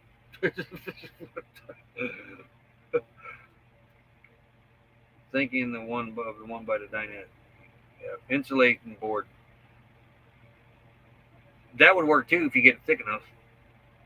Where's my wife's out of town household? My wife's out of town household tips. No, that's bachelor tips. I gotta go back to the bachelor days. For supper, when I use my soup, I got that little cast iron pot. I make my soup in there. I eat it right out of that. I don't eat. Becky hates it when I do that. Get a bowl. Well, you want to wash it? Bathing suit. But I got my fine paper Chinaware now, so I'm using a lot more of that. I forgot the plasticware though. That's my drawback right now. My sink is filling up with my silverware because I keep putting it off. That's all I had yesterday was silverware, 3 spatulas, and a set of tongs. I had to stop and think. I almost screwed that one up too, like I usually do. But that's all I had was 3 spatulas, a set of tongs, and all my spoons and half my forks were dirty. But I haven't drank coffee in about 2 weeks, so I got no coffee cup to wash. I've been drinking out of water bottles. And I got these for dinner, so I got a little break up them taste of water. I can drink water all the time. It doesn't matter. But I do like to change it up a little bit now. And it keeps me off the sodas until I find my... Oh, buddy, yeah, Williams used to have that well stocked. Hopefully they still do. My Mountain Dew throwback. Someone said coffee. I like coffee. I don't have the need for it now. I don't have to need it now, which is nice. Just less stuff we got to buy then. But yeah, dinner is when I cook it too. If I'm not using the pot, it's the Blackstone out there, and I got a bug sprayer with water in it. As soon as I'm done with that, I hit that with water and wipe it off, and it's all clean, ready to go. Mike's Aquatics and Things. Howdy, howdy, howdy. You want to see Walking Dead? Keep my coffee away from you in the morning. You want to see The Walking Dead? Go to Blythe. When the sun goes down, Walking Dead comes alive.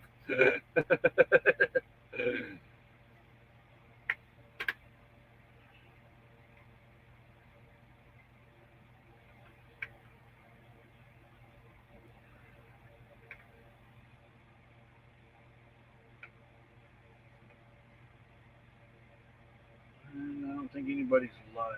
So. And don't forget, the 3rd, we'll be hosting the Saturday Stroll with the live. I'm going to try to have a video for that too. I'd like to start doing one for every Saturday Stroll. I almost did it this week, but I just didn't get around to it. We have a massive time change somewhere.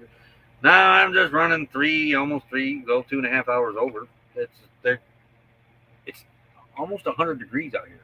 What is it now? Was it 97? It should be 98 now. The way it's going up. Or no, it was 99, right? I don't know. I closed it out again.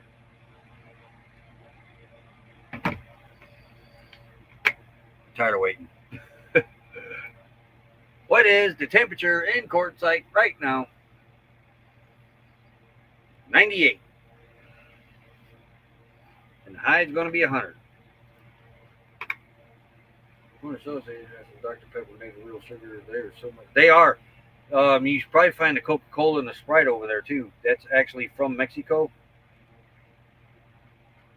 When you're in the store and you see the Coca-Cola from Mexico and the Sprite, and you see the Coca-Cola from America, USA, flip to them and look at the ingredients.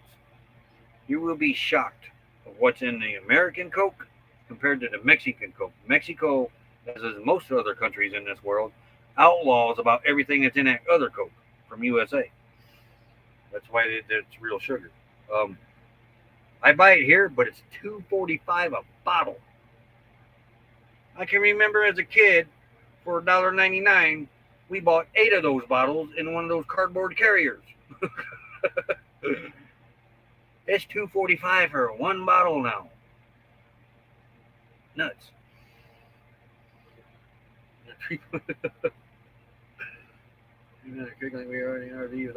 We started doing that at home. Started kind of practicing cooking at home and that.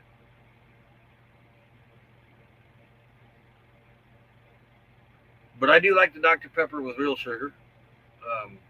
But I just can't find my Mountain Dew around here anymore. It's getting pretty frustrating because, I do like the flavor of these things. They do taste good. It reminds me of drinking Kool-Aid. We also used to had a glass of Kool-Aid with our supper. Kind of what it reminds me of. But it's got that aspartame stuff in it. That ASPARTAME. That stuff. Maltodextrin, whatever that is. When I can't say the stuff that's in my food, it really has me concerned. Sodium citrate, natural and artificial flavor. Sucralose. This here don't even sound healthy at all. Acusuflame. Why would you want to eat anything that has the word flame in it to start with? Acusuflame potassium. That's in orange. The grape has malic acid, tartaric acid. That aspartame stuff again has that natural artificial flavor. Maltodextrin. It looks like malto meal, but it's maltodextrin. Contains less than 2% of red 40. I'm assuming that's a dye. Here's that Acusuflame. Flaming potassium's up again. Blue number 1. Silicon dioxide. Here's another one.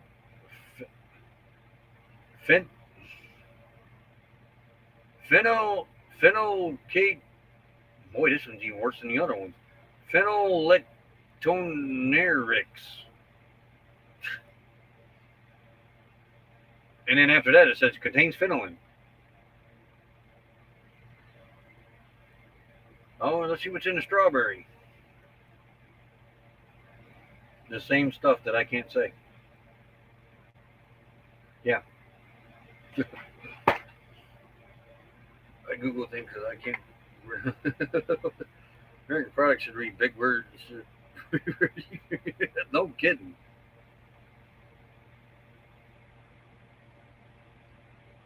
But I only drink one of these a day, and that's not every day. Past 4 days has been every day, but only at dinner time I'll have one of these. Rest of the day it's water. Trash it and squeeze lemon in your. I need to start doing that. I used to do that a lot too. I need to do that again. Even with just pure lemon juice, I used to do it like that with the. I think one of them is pure lemon juice. I can't remember which one it is. The one in the lemon, I think.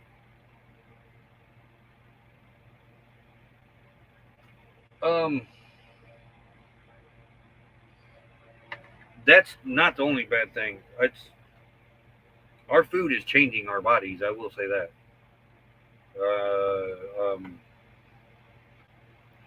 Especially in our young adolescent kids. I mean, they look like adults now, and I firmly believe it's a lot of the stuff that we put in our foods. I really do. I think that's where a lot of our cancers come. Is a lot of stuff that we put in our foods.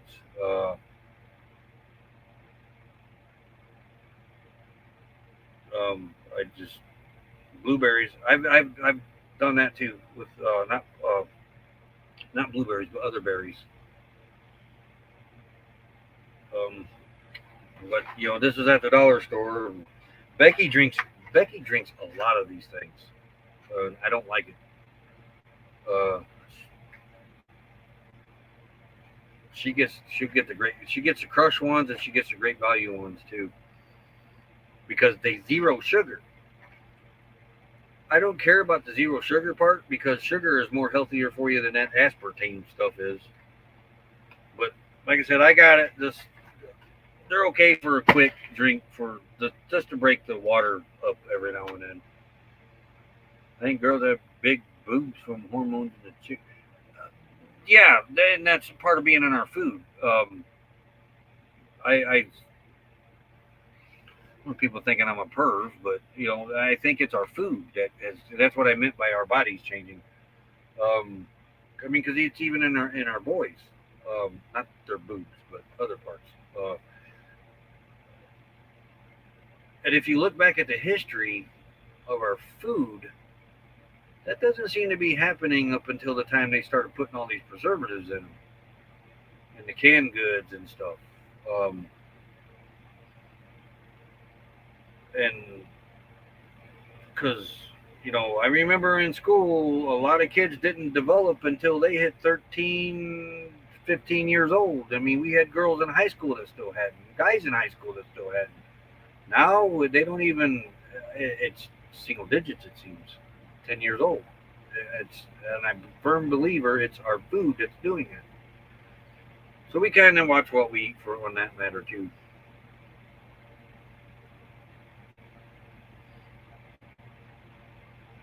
Yeah, yeah. What going green? I've got xenos, yeah. They have flavored vodka that helps with regular water too. Oh yeah, yeah, yeah, yeah, yeah. Whiskey's flavored water. Uh, moonshine, which is whiskey, flavored water. Bourbon, pretty much moonshine, flavored water. Oh, speaking of that, it's Street Outlaws night.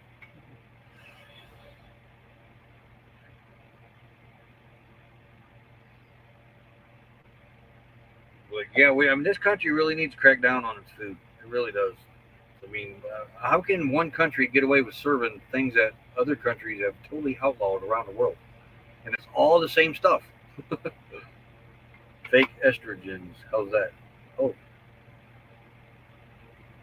I can say the estrogen part. I guess I can't say the that part. Estrogen caused cancer in every test subject, and most of them had grand mal seizures. Oh, and that's. I always hate when they come out with new food suggestions. Don't eat this; it's bad. Now eat this, and then 5 years later, what was good is bad. They do it with bacon all the time. Bacon and coffee are like the two ones that get it all the time. Don't eat bacon; it's bad. Okay, eat bacon; it's good. Don't eat bacon; it's bad. Okay, now you can eat bacon; it's good. Don't drink coffee. Coffee's bad.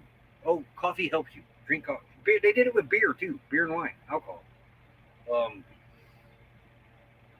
Yeah, my grandparents lived to be in their late 70s and 80s, I believe. So, and they ate fried foods every day, more than once. Fried, big breakfast every morning. Lunch was usually big. Supper was usually big. But they lived their ripe old ages, so coffee and water is all I ever drink most of the time. Now I might drinking Arnold Palmer tea. I do got my tea, but I just don't want to heat any water up for it right now. I've just not food, laundry, chemicals there. I never really gave the laundry chemicals and the air fresheners and that a thought, but that's a good point. I always just focused on the food. Say 7 years ago, it would take 7 years to start decomposing. After that, now with all the preservatives added to food. Oh, I did read something on that a long while back. Take one ingredient food is bad over fake stuff. Yeah, me too. The government is building a super race of humans by feeding us chemicals in the food. The ones that don't die will be indestructible. Now, I didn't like what Obama did. I will say this, and I'm not getting political, but have you noticed the mayonnaise jars? And there's a meme going on Facebook, but ours did say it.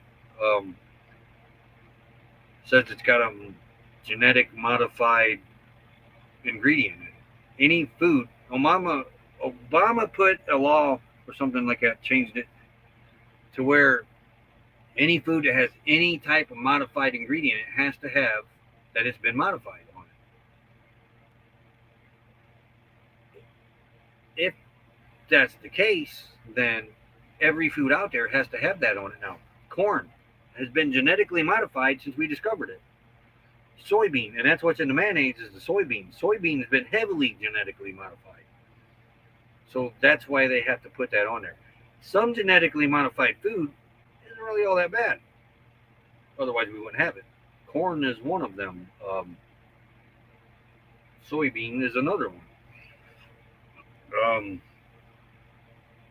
Yeah, anything with soy or corn.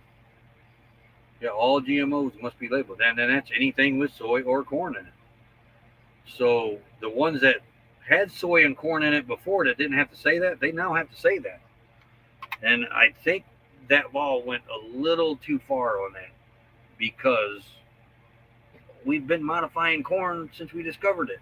You know, corn used to be just a straggly little weed. And now look at it. You go back to the pioneer days. A lot of these pioneer towns. I haven't checked out Steve's video yet. Steve, oh my gosh. Turtle. His sticker's right there, so I had to look. Steve and Jill Turtle. But my nose is starting to itch. I don't know why. Somebody's talking about me. Some of the pioneer villages, like the one Steve's staying at,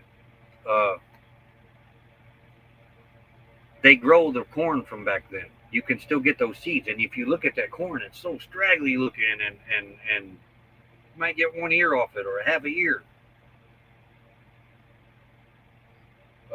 But yeah, that's not how the GMO is done in the lab, like fish DNA and tomatoes. And what corn has been genetically modified, like I said, since we discovered it. Some foods, I guess it's okay to do that with, I guess. But like fish, no, you'll be artificially growing my fish. Meat, stuff. No, I don't agree with any of that. But the plants, that's been going on. Man has been doing that since the beginning of time. I don't think that food should count as genetically modified.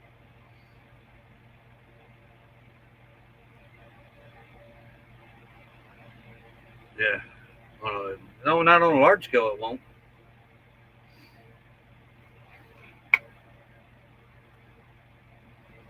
Yeah, plants. I'm not so worried about the plants, because they've kind of been genetically modifying themselves all along too.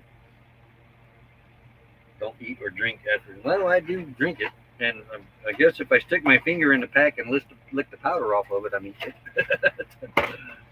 But Becky uses a lot of that too, or did. That what is that stevia that she uses? It's in the green bag. Yeah, stevia. I'm not real sold on that being real healthy either. It's still kind of new yet, as far as my book goes. Hybridized is not required to label, just if it's altered in a lab.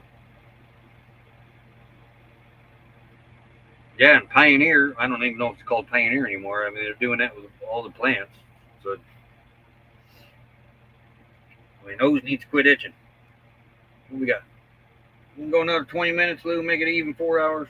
Shall we? We could do that. Dad's getting hungry. Y'all might hear my stomach rumble in a minute.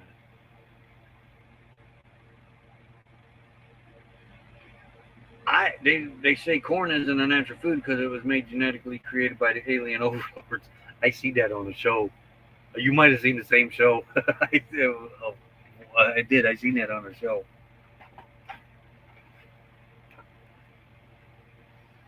The only time I started looking at labels was when my cholesterol started getting up there and I had to look at my blood pressure. I had to pay attention to it. I will be honest. The only thing I watch out now for is sodium. I watch that heavily.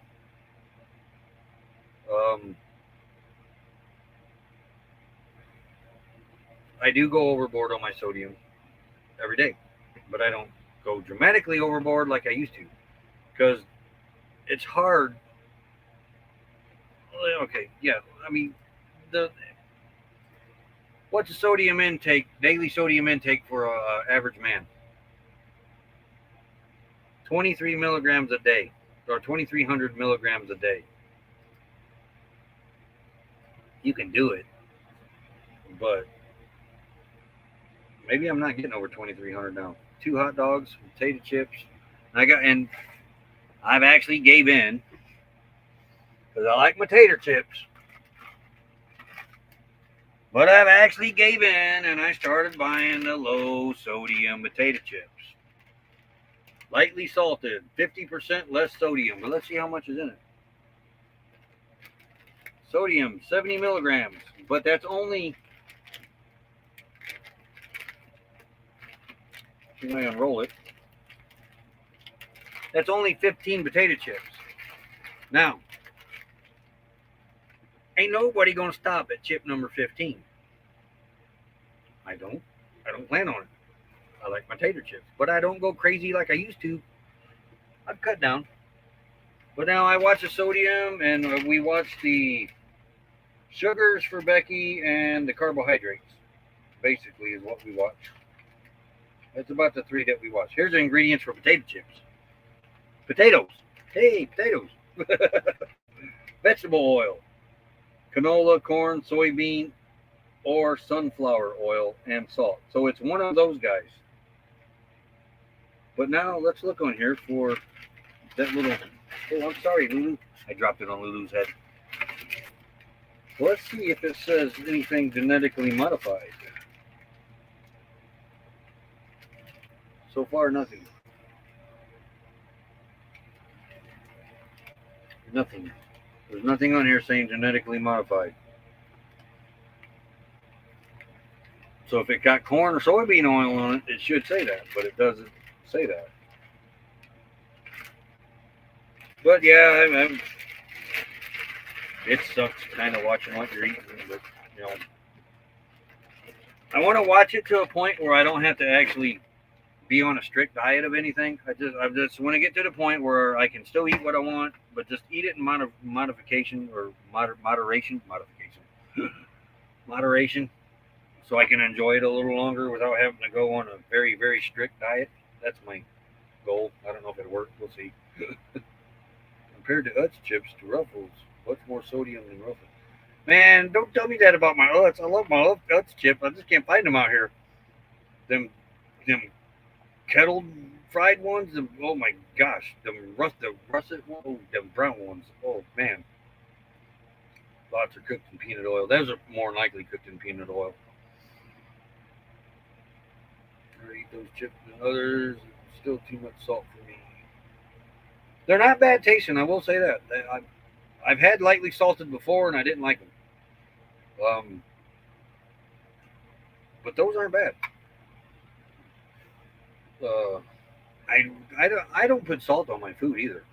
The only time I'll salt anything is say we make ham and beans and it doesn't have enough salty flavor to it. I'll salt that. I'll salt my French fries when needed. Um, my tater tot. That's it. That is it as far as salt goes.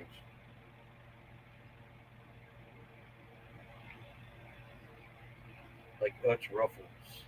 Yeah, Utz is hard to find out here because they're out of Pennsylvania if I remember right.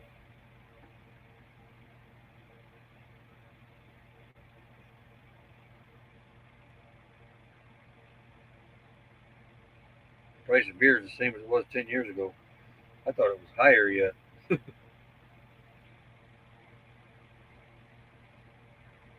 You have a great day, GGM. Daughter's getting lost.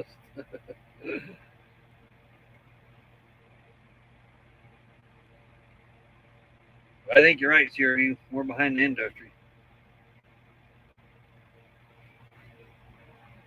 I always said I would never look at labels, but eventually I had to. When my cholesterol was through the roof, my blood pressure was through the roof. I was on blood pressure medicine. I was on cholesterol medicine. I ain't know none of that anymore. And we did it by eating wraps. And that's why I kind of careful with my portions now because I don't want to get back up on that. Yeah, I'm not eating the healthiest food right now, but I'm not pigging out on them. And like I said, it wouldn't mean nothing to me cook up 4 hot dogs. I eat all 4 hot dogs in a big old thing of chips, probably half the bag. I don't do that anymore. Right, Lou? Right. It wouldn't mean I'd go to McDonald's. I get 3, 4 Big Macs. Eat every one of them. Large order of fries, milkshake. Wouldn't think nothing of it.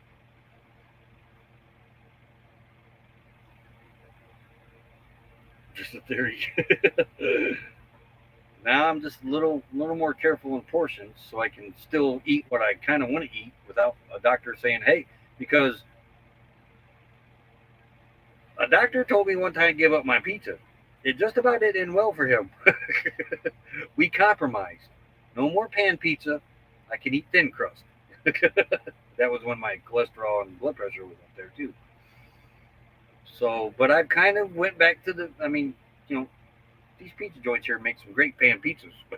So I've kind of went back to my pan pizza, but not as much. So if it's me and Becky, I'll probably just get a thin crust, usually, because she likes a thin crust too. But yeah, it's just trying to be more careful, but not fully careful. That's I guess living life on the edge with the food. I don't know how to put it.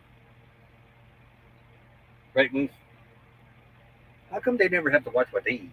Of course, they'll eat anything. Yeah, in about 15 more minutes, we'll shut this one down, and because geez,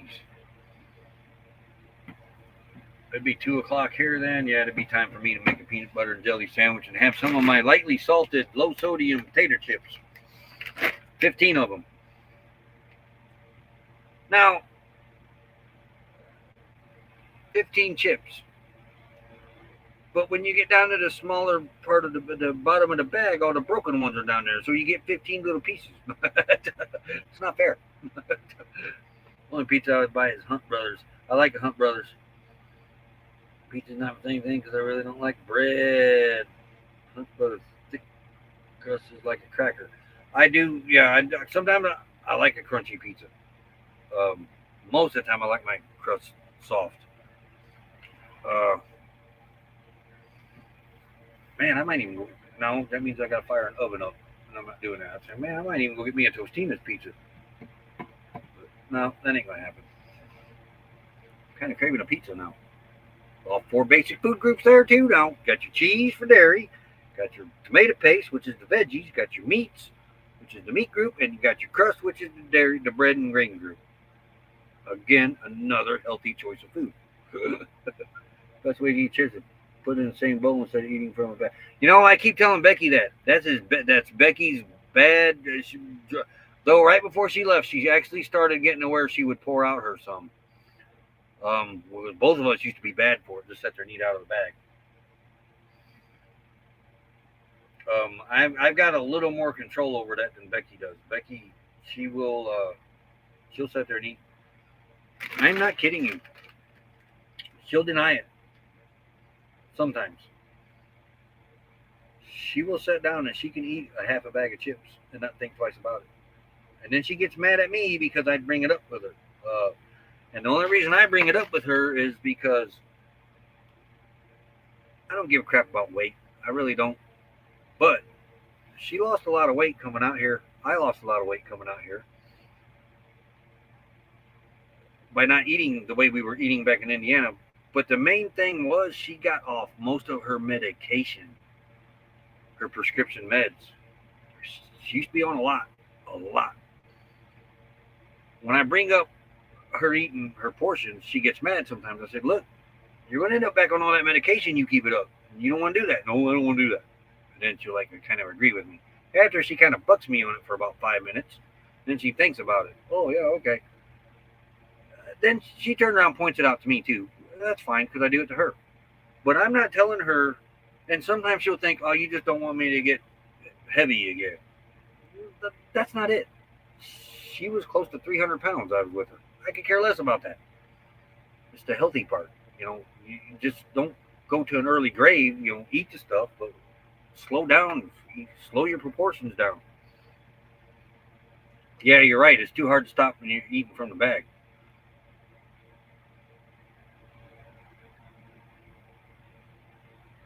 Cholesterol runs on my mom's fighting it. Runs on my mom's side of the family mainly. But yeah, I think cholesterol is more genetic.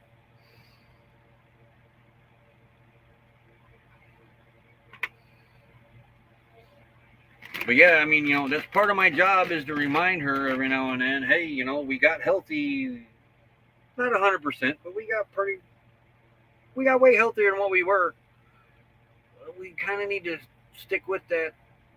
Not as much as we were doing it, but I mean, and we're talking not just one sit down.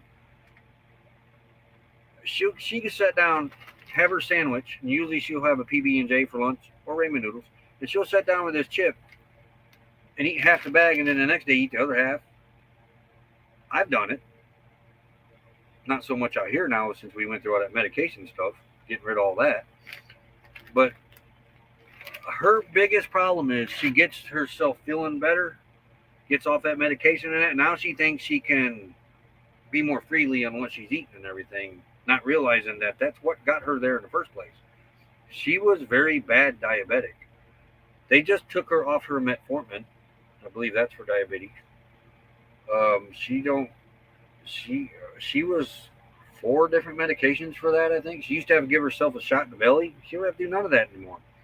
We used to have to carry the insulin with us in the coolers to keep it cold. We don't have to do any of that anymore. Low-fat cheese yogurt. I still like my American cheese and my Gouda cheese. I can still have it, but it's a lower fat. I had to try the low. When we were kids, low-fat stuff and everything was horrible tasting.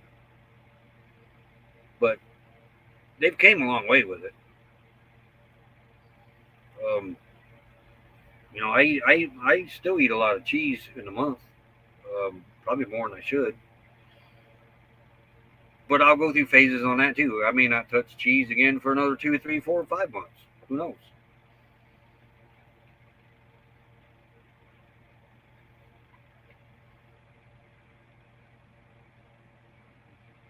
But yeah, I was so proud of her. She got off all them meds and that, because at home and at work, all we did was sit around and eat, sit around, eat, watch TV, eat, watch TV, eat. Couldn't really go hiking. She was always tired. I was tired. And once we got out here, it took a little bit. But you can go back and look at our earlier videos from when we first come out here and see how much weight the both of us have lost. Her more so than me. They shredded cheese in my Kevin, make sure cheese 2% milk and low of fat. Yeah, we're gonna start looking at that too. But we did, both of us. We lost quite a bit coming out here. Diabetes is a big thing that runs in my family, so I have to be careful. Yeah, it runs on my dad's side. I don't really know of anybody on my mom's side that has it. She may know of somebody, but I can't really think of anybody right now. But it does. It runs on my dad's side. What do you attribute the weight loss to? When we were home, you can go back and look at our Facebook pictures. We had a lot of food porn. It was like southern fried meals, fried chicken, mashed potatoes, gravy, corn, buttered bread, and just go in there and eat 5 or 6 pieces of fried chicken and just everything fried. And I mentioned my grandparents ate everything fried too. The sweets mainly, another thing. We both would get carried away eating sweets throughout the night. After supper, go in there and get a snack. I'd come out with 10 cookies. I'm not kidding you. 10 cookies for me. And then if I felt like it, I got up and go back and get me more of them. I could eat a pack in a night. Never thought twice of it. When we came out here, we switched over to wraps. Chicken, turkey, pork, some ground beef wraps. But we started eating more lettuce, tomatoes, veggies in the wraps. We ate a lot of them every night. And we started noticing the weight coming off, both of us. And then she got with her doctor, and her doctor's like, oh my gosh, you've lost this weight. This medicine's for a person that weighs this much. You're going to have a heart attack if we don't get this weight changed. So it might have been the metformin. But one of her blood pressure pills. That's what it was. She got off all her blood pressure medicine. Yeah, she was on blood pressure medicine for somebody that weighed 280 pounds. And she was down to 195 or something like that. And the doctor freaked out on her. It's like, no. You quit taking that. We're going to monitor your blood pressure. And if you need it, then we'll give you half of it. I try to lose my hubby. It keeps me in donuts. Yeah.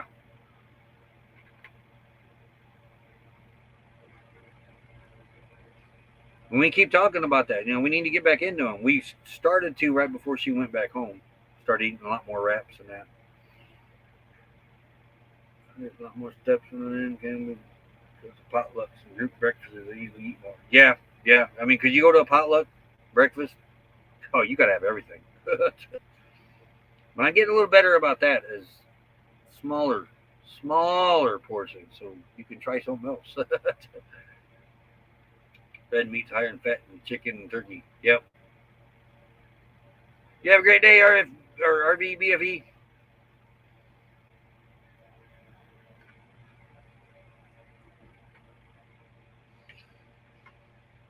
But we're still going to eat our pork chops and our steaks and our chicken, regularly too. We're just not going to eat as many wraps as what we did back then.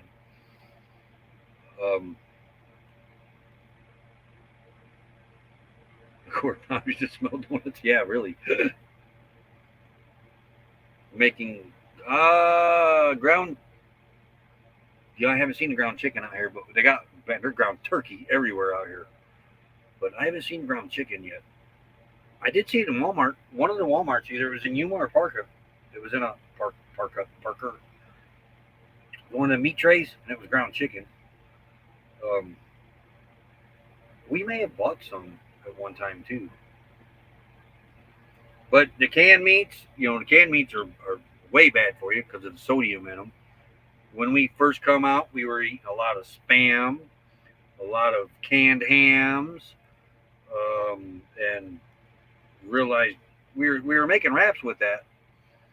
But then we started looking at the sodium on it, and it was like, wow, we went from bad to worse. So we started getting the shredded chicken, the fajita, the fajita mix or meat, stuff like that, and stayed away totally from the can.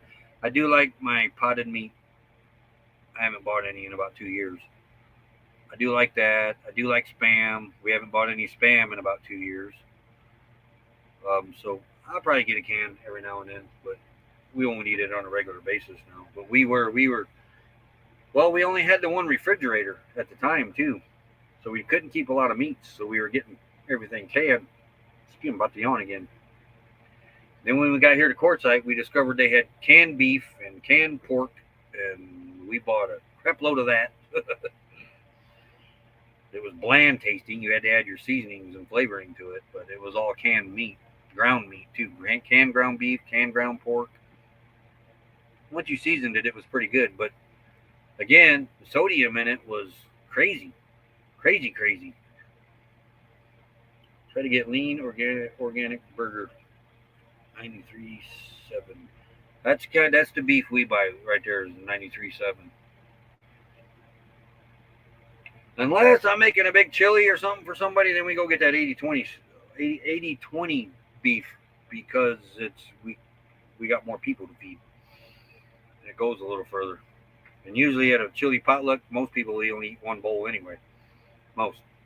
Go back for seconds, no problem with that. But most people just eat one bowl. So we'll go with the cheaper beef for that. So if you ever eat one of our chilies, we're sorry, you got the cheap beef.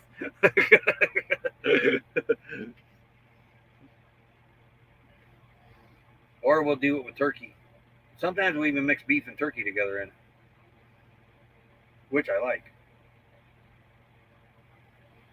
Slow, you're eating down with a little. That you nailed it, Nomadic Rat Pack. That's what I'm trying to avoid right there, is having to eat the nasty stuff all the time.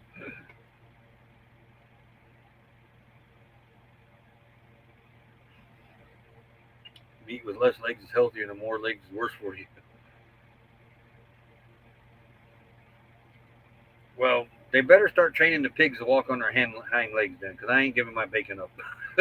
And ham. Those are my two favorite pork meats. Ham and bacon.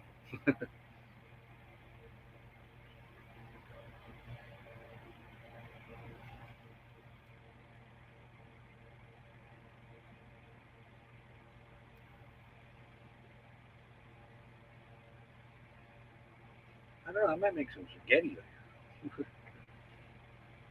Fish first, then poultry. But then you tend to fish anymore. You gotta watch that because of our waters. You know, every time you catch a fish in Indiana, you're gonna eat so much of this a day because otherwise it's got mercury in it or something else. Or, you know. And I like my fish. Oh, I love fish. Fish is. I don't know. Bacon probably tops the list, and then ham, and then fish.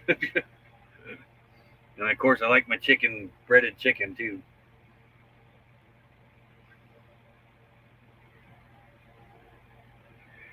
Oh, that one got by. Well, all right. We would have went 4 hours. I have got to get something in my belly now that we've talked this food. It's going to be peanut butter and. Well, hold on. Let's see what's in this.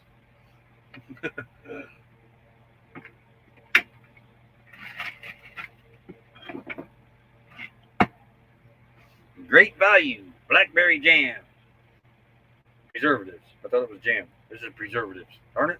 I thought it was jam. It's really thin though.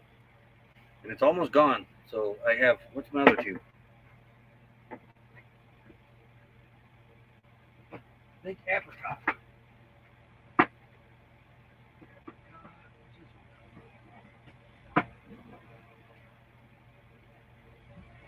Oh, peach. Peach preserves and apricot preserves. And this is blackberry preserves. These are great value. We've had the apricot one. It's pretty good. I don't think we've had the peach one. Actually, this is the apricot one. That's the peach one. Blackberry, this one is pretty good. It's almost empty, so I get to pick one of those next. But let's see what's in it. Ingredients. Water. Blackberries. That's good. Oh, here we go. Polydextrose. Polydextrose. Maltodextrin. Contains 2% of fruit pectin. Citrus acid. Natural flavor. Is this a bug? Locust bean gum? They're not putting bugs in here, are they? Sucralose, non-nitrogen, it's in parentheses, some sweetener. Potassium sulfate, a preservative. There we go. Grandma didn't put that in none of her preservatives. Sodium benzoate, another preservative. She didn't put that in there either. Red 40, she didn't put that in there. It was just blackberries, sugar, and pectin. Calcium chloride. Really? Why you gotta put bleach in here? Blue number 1, another dye. Ingredients again, not found in regular preservatives. Oh, that's just the, okay. Oh, this little star says ingredients not found in regular, blue ones not found. Yeah, I pointed, the ones I said grandma, yeah, they put little stars next to them, say they're not found in regular preservatives. What these are. Oh, but yeah, sodium and all that. What's all that? That's what I'm looking at. 5 milligrams of sodium, not too bad. 5 grams of carbohydrates. This is what gets me. It says 0 sugars, included 0 added sugars. If it's got blueberries in it, how's it got 0 sugars in it then? It's got natural sugars in it. If it's got blueberries in it.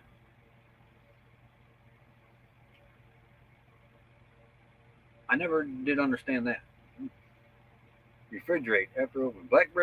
Regular blackberry preservatives have 50 calories per serving. Sugar-free seedless blackberry preservatives have 10 calories per. Ah, this is sugar-free too. I didn't know that. Sugar-free. That's why. But how can you have a blueberry in it and be sugar-free? Oh yeah, they are. They're listed in order class. Yeah.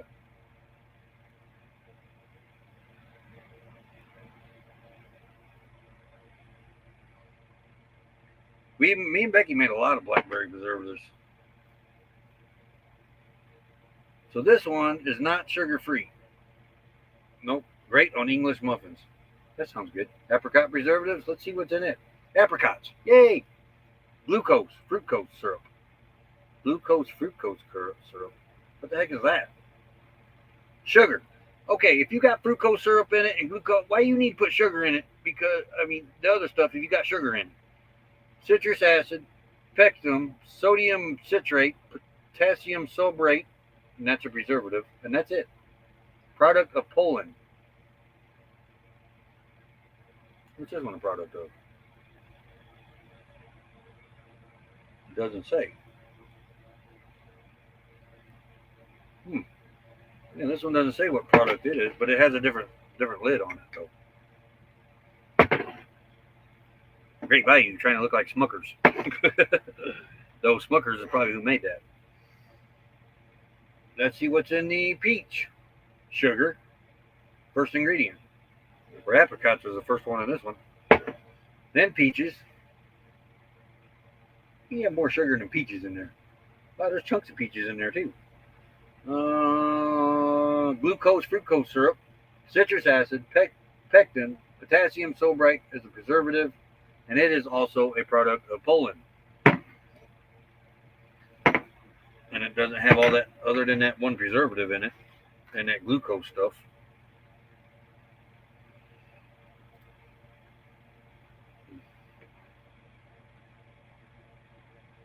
I don't think they count the natural sugars. They should count the natural sugars because that can really affect somebody. The camper's a product of Poland.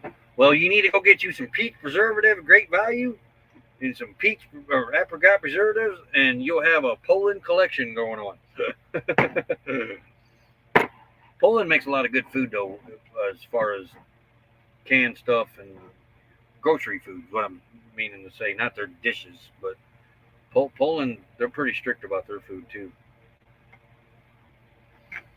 I got a relish that was a product of Poland, too, and it was really good, actually. And it didn't have a lot of the stuff in it either that the other stuff here does.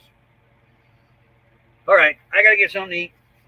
Everybody, thanks for being in here for the 4 hours. Wow, internet signal coming up. Of course, now it's gone. The whole 9 of you left in here. Alrighty, everybody. Thanks for spending your 4 hours with me. I didn't mean for it to go that long, but hey, it did. But everybody have a great day. I'm gonna go make me a peanut butter and blackberry preservative sandwich. And maybe I might be done with it and can have one of those tomorrow. All right. Take care, everybody. Later. See ya. Bye.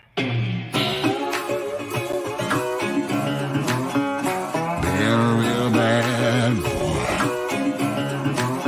I've got a ton of gravel in my shoes, world on my shoulder, a heart full of blues. I'm in the dirt, down in the dirt.